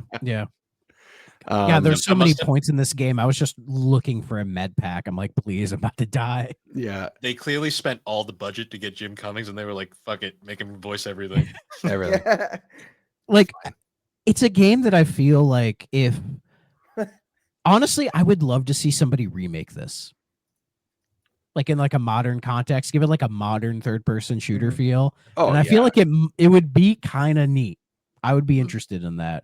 Because again, there is something here. There really is. And I think that's part of why I'm rating it so high in the Armament scale, is because like it has potential, it has charm, it has personality. There's like clearly something resembling the it factor here that other games in the series just don't flat out have. Is weirdly compelling. Like the whole time I was give like, us a synopsis of the story, Bill. Let's see if I can find one. That's easy because there's a lot of shit in this. Apparently, this game sold almost 1.5 million copies. This is one of the most not bad successful games in the series. Yeah, all the others. The thing I was thinking about when you mentioned remaking this in some way is this is not the same type of game that you're talking about. I'm on the same page as you, as thinking, oh, that would be really cool. They could do different ideas, or they could just flesh it out a little bit, or kind of make a very similar game, just update how Gears of War, Sarge's Heroes. Do it. Gears of that's right. There's a game that came out a few years ago. I think maybe it was last year that came out of like an early access. Anyways, it's an online like not battle royale, like deathmatch game that's called Unboxed, I think. And you're just toys. Yeah, I've seen that. Yeah. And your toys fighting each other in like a store or in a house or something. And I'm like, this is the coolest thing. And Army Men are some of the characters. Oh yeah, I saw this. Yeah. Hypercharge Unboxed. That's it. Yeah, this game looks sick, dude. Maybe it's good, maybe it's not. I don't know. But I was like, that's kind of, it's not the same type of game, but they're they're going for something, and that's have cool. have these guys remake Sarge's Heroes. 'Cause Yes, I wouldn't be shocked if they were influenced by it. Right. Yeah. I followed that guy like way back in the day when he was first really starting to put stuff out about this I think I did project he was too. working on. It was Yeah. pretty cool. Unfortunately, I did all that and then actually haven't played the game, which is Yeah, Like same. like this screenshot of the kitchen looks just like the kitchen in Sarge's Heroes. let's see. I'm looking at It looks the, very similar to me. Or Yeah, it I'm could just like- be oh, all yeah, kitchens oh, look yeah, the yeah, I'm looking same. at I one don't too. know. It Yeah. has that similar vibe to it. If you so. see a garage one, it looks like the garage from the Toy Story 2 game. Like it's Yeah. the car right in the middle. Yeah, You yeah, got I could see that. It's Yeah. exactly He almost just looked exactly up the same. every toy related game and was like, But it's so sick because like Honestly, that reminds me of the garage from like the Toy Story 3 game. I know it's not N64, but oh, it doesn't matter. I'm trying to think of it, but I can't think of it off the top of my head. What's Yeah. crazy too, Toy it's Story like 3 game is pretty neat, actually. they did the whole thing where $10. where like you unbox the character, like they're in like Oh, an that's action cool. figure set, Yeah. and when you pick them, you like open like the ideas are cool. there. And in some ways they could do that with these games if they were remade or if they had more time at the time, stuff like that. So actually I think you can play this in third person. So there It you has go. a story. It says it has a story campaign. So Oh, it was a demo. It's only $30. That's not so bad. the Anything's demo's worth 30 20. bucks. No. might have to raise it to anything's worth 30. Anything's 30 Except- Canadian. it's Yeah. no. It's 32 Canadian. Oh, there you go. shit. Yeah. It's 25 American. There you go. See that Burn. right there is part of the problem. Freedom So- dollars. So, Makes fun me so fact, I found a plot synopsis, but it literally covers the entire plot note for note, and I'm like, I don't want to read this entire thing. But fun Fair fact, enough. it's on the Army Men wiki. Yes, there's an entire wiki for this series. Yes, and there it's is. I've looked at is it. surprisingly expansive. I wonder what those weirdos would think of our episodes in the Army Men games. I mean, to be fair, most fans of the Army Men series acknowledge the fact that most of the games are shit. So, Yeah, Dumb. you could be a fan of a series and realize, oh yeah, they're not great. I'm There's pretty nothing wrong with that. sure the general consensus behind this game from most fans is it sucks, but we love it. Like, Yeah, It is lovable, it has a lovable loser quality to it, hmm it's there's a charming. lot of games that we've run into too on 64 that could fall into that category too. Just like this era, this generation, like you guys were talking about earlier. It's awkward. I think Thrak, you said the teen years. I've said that about Yeah. 64 forever, and it's just like like you know? even the best games of that era, like say your Mario 64s, your Ocarina of Times, your Metal Yeah. Gear Solids, like even then they going back and playing them in a modern sense, it's like something's off, like it's just kind of weird. Like you can Mhm. respect them for what they are, but Right. you can tell that things improve drastically with the next generation. So Yeah. for sure. yeah. I But do it's fun. love- It's fun for sickos like us to go back Yeah. and play these games. Absolutely. That's the way to put it. I do love that this game is trying to have a deep plot, but also isn't afraid to be funny. Yeah. Yeah, Yeah. Like I can respect that. That's my biggest problem with Army Men 3D and the World War games is they have this like they're attempting to tell this like grim war story, and I'm like, these are Like they're toys. brothers in arms or something. It's not even that fun. It's just like it's like the most generic war stories like you'll ever Yeah. see, but you're playing as toys. and Can't it's force just- the issue. Like, come on. we The get one it, thing yeah. I wanted to mention that I didn't end up doing because I just didn't have time to get to it and stuff. And not that it drastically changes gameplay, but like there's so many like codes that you can put in Yeah. to Yeah. like unlock different characters. And so you can play as like a dinosaur, you can play as a giant pink bunny. Like, Yeah. There's a whole multiplayer mode in this game. yeah, I exactly. don't think put yeah. any so of us. much- I don't think any of us played it. No. No, They put no. so much effort into like that's the thing about the Army Men series that is so fucking infuriating. They put effort in the weirdest fucking places, but not Yeah. like the core gameplay. Like they were ahead of their time and thinking, oh, the multiplayer is going to be a big deal. Maybe it was a GoldenEye influence. That GoldenEye's multiplayer took off, so like we need to That's make true. sure it's like really good. From what I read, supposedly the multiplayer for Sarge's Heroes it was very well regarded. Like even though it's I'll take their word for it. I will believe that. Yeah. Even I though feel like looking- this would be a fun game to play, like multiplayer. So if this My- ever comes to the N64 NSO and it has online, Yeah. boys, let's do play it. Hell Do you yeah. think? Do you think if it ever did, they'd drop like every single game at the same time? That'd Well, be too They many tend to games, like to man. do that. And then they would Way too advertise many it like games. they'd We advertise added it like, 50 games to NSO and N64. they're all army. And they're all army, man. they would advertise it like Amazon Prime does or something like that. Would just be like, you can binge them all this week. Yeah. I'm actually curious. it's like how back many in the games day would at that even Walmart, be? they'd have like the 50 science fiction movies for $10, like that. Yeah, pack. yeah. right. They're like just that, yeah. all garbage. So if they did, it would only be Sarge's Heroes, Air Attack, And 2, I think, right? And Sarge's Sarge's Heroes Heroes 2. Yeah. Yeah. So there's actually only 3. Those 3, I think people would be like, "Fuck yeah!" I think people. And I would be mean, one of excited for those is good, and the other 2 are lovable. You know what's Yeah. funny? I just want to say this because I have a vivid memory of being at Hollywood Video. Shout out to Hollywood Video that doesn't exist Mhm. anymore. I remember And Hollywood Video. Looking at the N64 games, and I remember always seeing multiple Army Men games. Mhm. Apparently there were 3, so I'm sure there were 3 there. It was all 3. Yeah. And I never never rented them even once.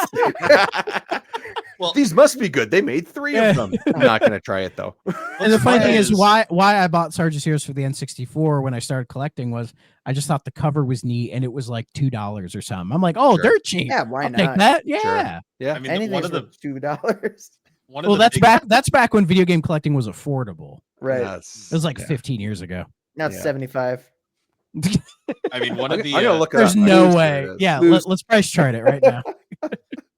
I tried to find an N64 copy, and I could not find one when I was out recently. I know that there's one at a brick and mortar store near me, but I never picked it up because I think the price was probably just like, not worth just the card. Let's Like one see. of those Was things. it 20 See, bucks? So. so for N64 Okay, I'm loose, done. I'm loose sorry. it's No, $17. keep going, man. Just keep going. I love it. Yeah, apparently loose it's $21. $17 now. Really? Jeez. Yeah. No, don't pay that.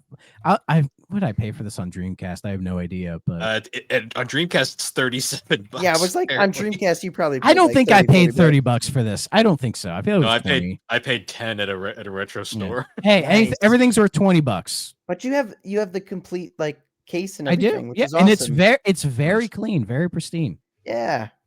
I'm probably the person who played this the most. Like, this You know, copy my more favorite than part too whoever is originally had it. you notice how 3DO is not on this cover at all. Correct. Yeah. It's like on the back, really tiny. It's buried. Shoved it down there. Yeah. Don't worry about it. Don't worry about it. I will And, say, and if you're curious, the VMU stuff, because it has VMU support, Yeah. obviously. Yeah. What is it? So the screen, it's just like a weird drawing of, I'm assuming, Sarge's face, like smiling at you. And then Okay. when you go from level to level, it'll beep to let you know it saves, and it just says okay, and then just goes right back to his face. okay, That's, that's the it? entire VMU. Yeah, that's it. Ah man, it would have what a missed opportunity to make his face like sadder or something or like beat up. Yeah, Oh, like like the- Doom, like the like little Doom HUD. guy, like Doom Yeah. guy. Yeah. Oh, Doom That would have guy. been sick. because this That'd game been has cool. the little HUD thing in the corner. does. where, like Sarge like smiles. I kind of like Right. Yeah, It does. It does have the Doom guy effect. It does have that. Mhm. Um, no on the no VMU. rabbits here, unfortunately. No. There's apparently I have no idea if this is at all related, a PS2 and Wii game called Army Men Soldiers of that. Misfortune. That is the final game in the series. Oh, so it It's- is considered part of it? Okay. It Yes, is. That's and where it I ends hate up that after we're gonna have 3DO. to play this one day. I hate it because this cover does not bode well. No, it Well, doesn't. you know what's funny? You play the post 3D because like there was 3 Army Men games made after 3DO went under. There was Sarge's War, but 3DO technically started that one, so that one's a little in the middle. There's Major Malfunction, which is a flaming pile of shit. I have that. I have that back there, ready to Made go. It by- looks really bad. Even the made by cover looks like Team- shit. Made by Team 17 of all things, too, which is crazy. The fucking worms guy. Yeah, Wow. and I'm like, at first I was like, that it can't get any worse, and then I saw Soldiers of Misfortune. I was like, it can, It probably can. it can. Yeah, Oh, there's a Sarge's Heroes 2 for Game Boy Color. I gotta play that. yeah. Absolutely. I gotta do that for homework for our show. I'm still like sitting here going like we have to talk about Portal Runner, and that's like the weirdest entry in the series. I'm looking forward to that, dude. I It found is- some random ass YouTube video of just some lady who bought like a bunch of random ass PS2 games. One of them was Portal Runner, and she played it. And at the end, she was like, I kind of liked it. And I was like, there might be something here, just Yeah, Portal- maybe. If some Portal Runner rando on is, YouTube can like it, maybe we can. Portal Runner is kind of funny because that was like the Vicky Grimm game where they were like, yeah, she gets her own game. And it's And it not like was Army that Men one. Portal Runner. It's just Portal Runner. Yeah. So there's like, you wouldn't know it unless you saw her and went, wait a minute, that looks like Vicky Grimm. Oh Oh. shit! I know that cover. It's that game. Yeah. Okay, now I've got to look it up myself. Oh, This I is have weird. 100% seen that cover before, and now that I look at the character's face, it's like, oh yeah, that is her. It's got it. She's got The green American hair. cover is significantly better than the European It's cover. not at all what I thought it was going to be. Me Yeah. neither. What'd you think it was going to be? Literally an yes, I Army didn't Men expect game? it to look like a 100% different game. I mean, Yeah. totally unrelated. I would Like, never. it looks in a like it is million trying years. to distance itself from Army Men. Yeah. Yeah. We went The- like savage Laura Croft. What are we doing here? The European cover Like Tack and the Power of Juju. is Yeah. absolutely hideous. Like Is it it is really? completely different, and you look at it, and you go, "What the hell is that?" You know What, what it the- looks like? It looks like The they got one European of the- version? Oh, God. Oh yeah. You guys ever play Joe and Mac? It looks like one of the Yeah. girls that you rescue in Joe and Mac. That's what it looks Yeah. like. Yes. She Had her own absolutely game. does. The funniest part about Portal Runner isn't even the game itself. It's the game got trashed by critics, and Trip Hawkins was so offended he left like this drunken like rant to one of the What the reviewers. What Threatening the to fuck pull is this funding. Portal Runner European cover? What? It's awful. It is Oh my awful. God. Whoa! It's I talk about different. Never mind the other one. That Back in that fun looks fact. like a book, like when you are like at the library and you just pull a random book out, you Like a see that generic cover and book, go, yeah. nope. It looks like an Animorphs cover. the It funniest. wishes it was the Animorphs. So, fun fact: the reason I discovered that European cover is back in the old Instagram days, back when Instagram was actually like fun. I had Back in posted my day. I posted about Portal Runner, and I had someone from Europe comment and be like, "That's the cover you guys got. Our cover was shit." And I'm just like, I have to see this now, and I'm like, "What the fuck is that?" This Like, is Good God. they got a pretty cool ad where she's like standing by like a lion, and it literally says, "My money's on the chick with the lion." That's they it. were so Oh, desperate gosh. at that point. Oh, yeah. You could tell this is them trying to get some of that Tomb Raider money, but like, Yeah, that's it. I think like what this is around what Angel of Darkness or whatever. So it's not like Tomb Raider was in a good spot either. 2001, so it wasn't even Yeah. that long after this. Portal Oh my Runner. God. Okay, so I fun know. fact: Holy Portal shit. Runner was the point where they were bad. They were struggling. Like Sarge's Heroes 2 and Army Men Air Attack 2 were already past the previous Right. year. They were they still released Man. like 5 more games afterwards. So, oh, Such a nightmare. this series is amazing, but Sure. also shit. That's a word you could use. That's why I'm like, we're holding off Air Attack, because if it's the Uh-huh. only good one, I don't want to play it this Well, early. Okay. The only good one made by 3DO, because we have to preface that RTS is a good game. Oh, RTS is great. Loved it. But that was made by Pandemic. Like they did. Yeah. They just Yeah, made a good game. RTS is a genuine banger, like real good. So You can get on your PC for like $3. yes, Oh, you snap. can. So before we give our final like thoughts, I did want to go over reception because I love talking about the Ooh, yes. reception for these Mhm. Army Men Please- games. Oh, please do. I need to know. So it's interesting because they split it between the 3 versions. They don't count PC because I guess no one cared about the PC version. But Also, I want to point out, Sarge's Heroes has a ridiculously long Wikipedia page. It Like, does. why is it? It Why does. is it this big? well, this is the most well-known Army Men game. Yeah, but Yeah, still, like, like better games don't have a page this That's- big. What the fuck? So I would love to what's see this really development funny and is stuff. the ratings are all over the place. Mm, Like we'll go with like say all game. They gave the Dreamcast and N64 versions 2.5 stars out of 5. They didn't even bother with the PlayStation version. But then like say we go to EGM, they gave the Dreamcast version a 4 out of 10. They gave the N64 version a 15.5 out of 40. Okay. Okay. And why is it suddenly a 40 scale? They're because not these ra- Famitsu. I love some of these ratings. I wonder And if then it'd be come from? they didn't even bother to review the PS1 version either. Jeez. Game Informer gave the N64 version a 7 out of 10, ignored the Dreamcast version, and gave the PlayStation a 5.5 out of 10. So the PlayStation version is apparently the worst, from what I've heard. I read that too earlier. Yeah. Yeah, actually, looking at these scores, it seems that like N64 kind of got the highest ratings like overall. More consistent. Well, yeah, this is a thing I've noticed. The Dreamcast reviews probably came out after the initial release. Yeah, and I'm pretty sure most of the reviews were like they didn't actually like review the game. They were just like they were actually reviewing it more compared to other Dreamcast games. So it probably or maybe you're viewing it more as like a port. You know what I mean? Yeah. Well, because it's interesting. I mean, think about it. You have a Dreamcast. You're like, I have Sonic Adventure. I have Crazy Taxi. I have all these great games, and I have to play fucking this.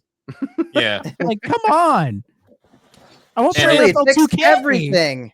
NFL 2K, baby. Well, I love the reviews too that like call it worse than the N64 version. I'm like, it is the N64 version. It's a better version of the N64 version. It's the N64 version, but slightly more stable. Like that's yeah, really basically. the only difference. And with the PS1 like added stuff. So I like reading the little blurbs below. Please do. Oh God, why does the review section have multiple chapters on the Wikipedia I know, page? There's a whole section on technical flaws. Oh God. That's why it's so long. And then like graphics, differents between versions, comparisons to other games. Like some sicko really went to town on games. Okay, this ruined my entire thing I was gonna go, but okay.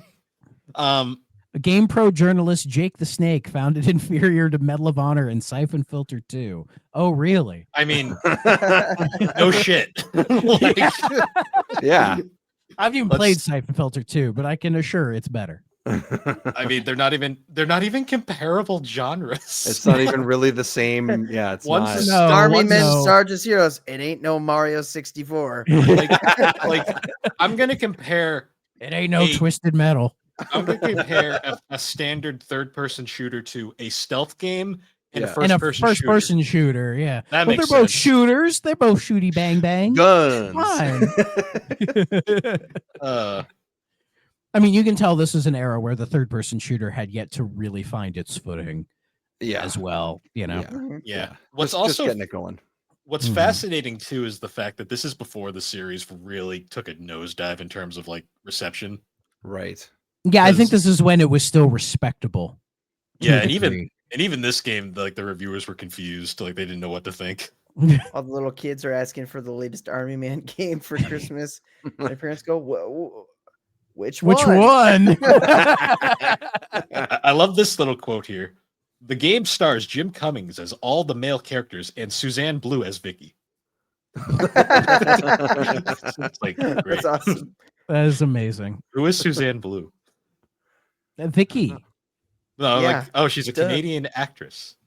Known for her role in she's an American actress who mostly did Canadian work.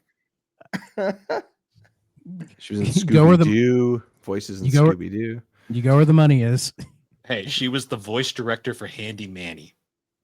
Yeah. What the fuck is that? I have no idea. A little kid show, right? Probably. Sort of like Bob the Builder, but like less different. French. I guess I don't think. Or Canadian. Was it Canadian? I've never heard of it, so I don't know.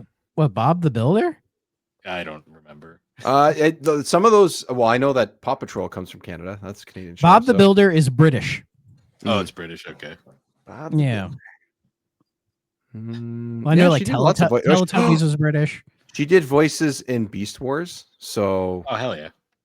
So she gets a pass. I hope she's doing all right. She's not dead, right? She's not dead. Okay, good. According to Wikipedia, not only is she still alive, it's years active, 1968 to present. Oh, hell yeah! Good for her. Good. Yeah. Proud of her. Sweet. She's doing great. She's doing great. Did she get to voice? We should ask her to We should get her for an interview about the Army Men game. Did she get to? She's the voice director and one of the actors on the Magic School Bus. Oh man, who does she voice? It doesn't say. I don't know why. The bus.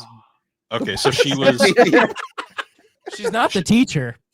To answer your question, she was Vicky in Air Attack 2, Air Combat, which I think is a something related.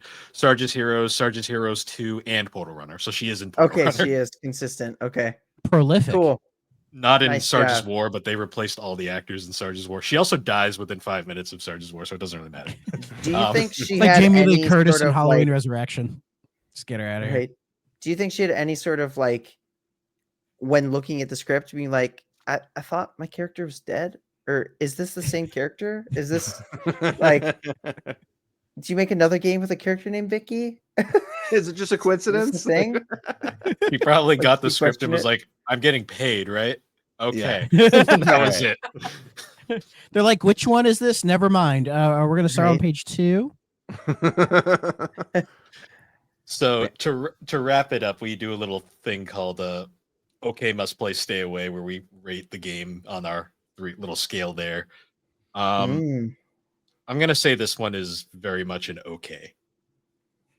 Yeah. I'm Yeah. going for an okay as well. Yeah. It's Yeah. an okay. It's I don't think you need to completely avoid it, but it's not a home run either. So Yeah, I'm with you. I was gonna say, if we wanted to branch out and give a random, like, so we could have like the 0 to 40 scale or something weird like that, we could do. What I'd would you give it out of 40? I was actually going to give it an M out of Z. So it's gonna be a little different. Sure. Yeah. I'm gonna have to do that for my little graphic now. on the normal 3DO scale, it is purely an okay.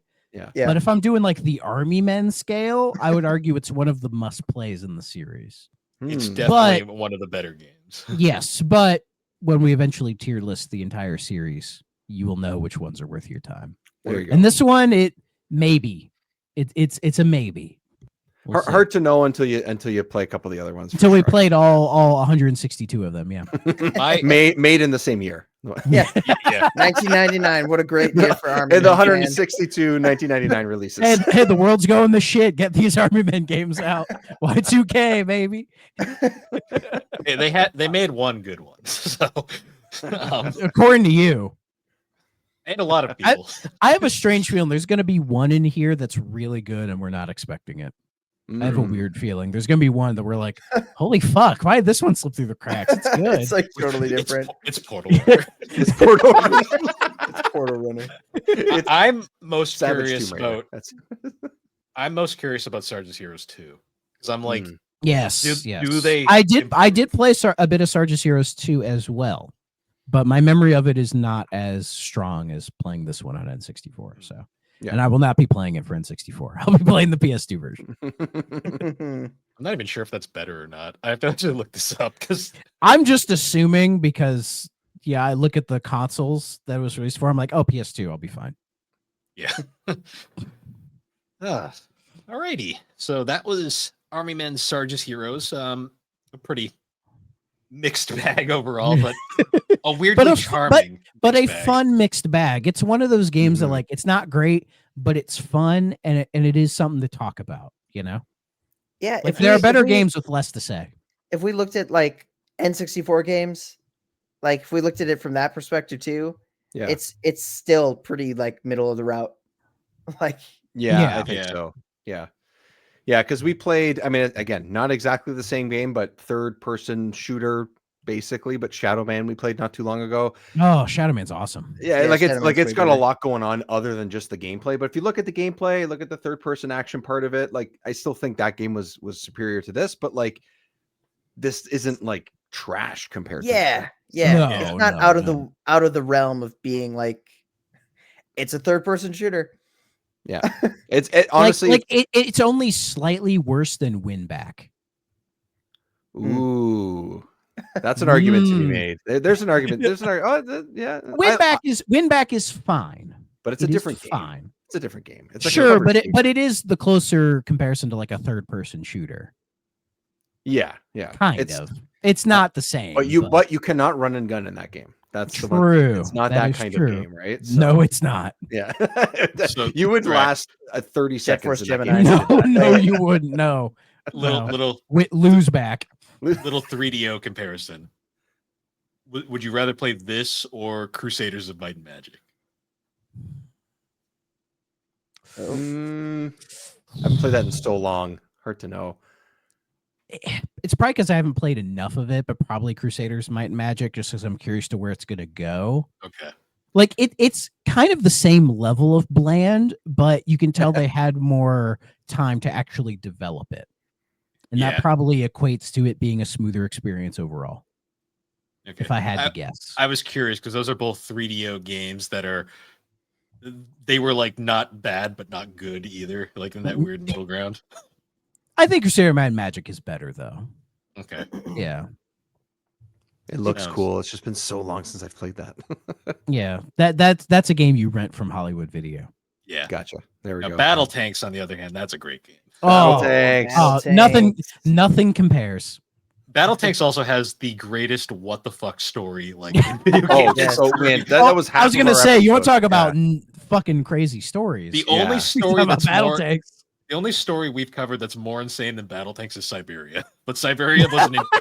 Siberia wasn't a game. It was an experience, man. It was a way of life. All right. Little 3DO lore. Siberia was a game that me and Thrak were like, oh, this is gonna be just some stupid like shooter thing, and then we played it. We're like, what the fuck is this?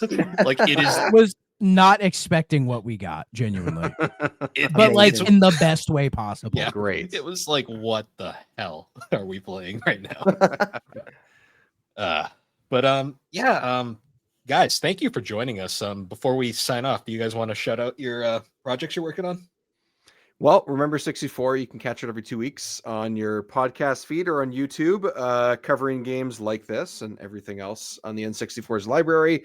As we've talked about, Battle Tanks was one that we did earlier this year. And of course, the episodes that we've done with you guys in the past too. In October, we went spooky season because we're super original. No one else does that. And we played Shadow Man and the Castlevania games, which was cool. And we're going to have you guys back too. So we're going to talk a little bit more about what we're doing over the holidays and stuff. Jiggy came up with a really cool idea. So we got some cool stuff coming up in the next couple months. But we kind of do, like you said at the beginning, Bill, we kind of like do a somewhat similar thing here where we're going to play every game we possibly can and just shoot the shit and talk about it. And and just go from there. So we might talk more Army Men. We might talk more Army Men. And it might be with the other two people that are on this. Wow, crazy how that works. Wow. Might as well keep it going. Yeah. And then I do a lot of YouTube's stuff, currently finishing up Perfect Dark on Perfect Agent, which has been an absolute slog on live stream. I think I've been doing it for like 13 weeks at this point, maybe. I don't know. God damn. Yeah, the dedication. I'm literally on the last mission. But yeah, other than that, I put out a lot of rare related content and 64 related content, obviously. That's your Dark Souls, isn't it? It is right now. I don't know why. I didn't think it was going to be as hard as it is. I was like, yeah, I'm going to do Perfect Agent mode. It's going to be fun. And then like the first stream, everyone was like giving me tips and like telling me to do this. And I'm like, oh, this is a lot of fun. This is great. And then by like mission 3 or 4, I was like, I'm ready to be done. I want to switch the difficulty, but I didn't, and I persevered, and here we are. Yeah, last mission, baby. I don't trust old games when they say like, "Do you want to play on super hard mode?" I'm like, no. Oh, it's hard. No, I don't trust you.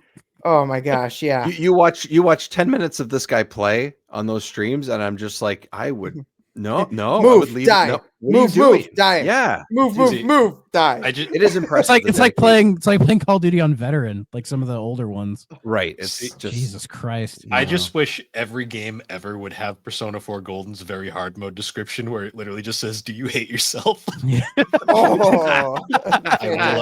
That is my favorite like thing ever. It's like, I don't want to hate you, Persona 4. I'm not going to do this.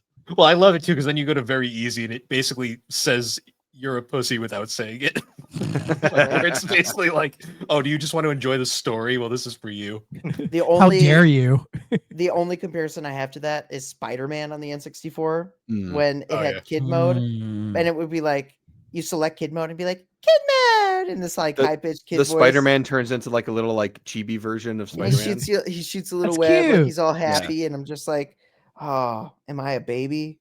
The best part about Neversoft Spider-Man was 100% if you wrote a swear into the password screen, Spider-Man would pop up on screen and punch it away. I did not know that. Oh yeah, That's amazing. if you do that, he'll like replace it with something not inappropriate. It's Hilarious. the greatest. Totally gonna do that now. That is a great little tidbit of information. Well, what are you doing the rest of the night? That's Yeah, right. It's Putting just in so all funny. of them. all It's the so Got my funny. words. cartridge somewhere around here. It's just so All funny. 'Cause 15. You'll type it in, and then he'll either pop up from below or just drop down and just be like, and then go away. Amazing. It's just like, I love Amazing. shit like that. What a cool detail. Oh man, but Love it. yeah, we almost went 2 hours. Goddamn.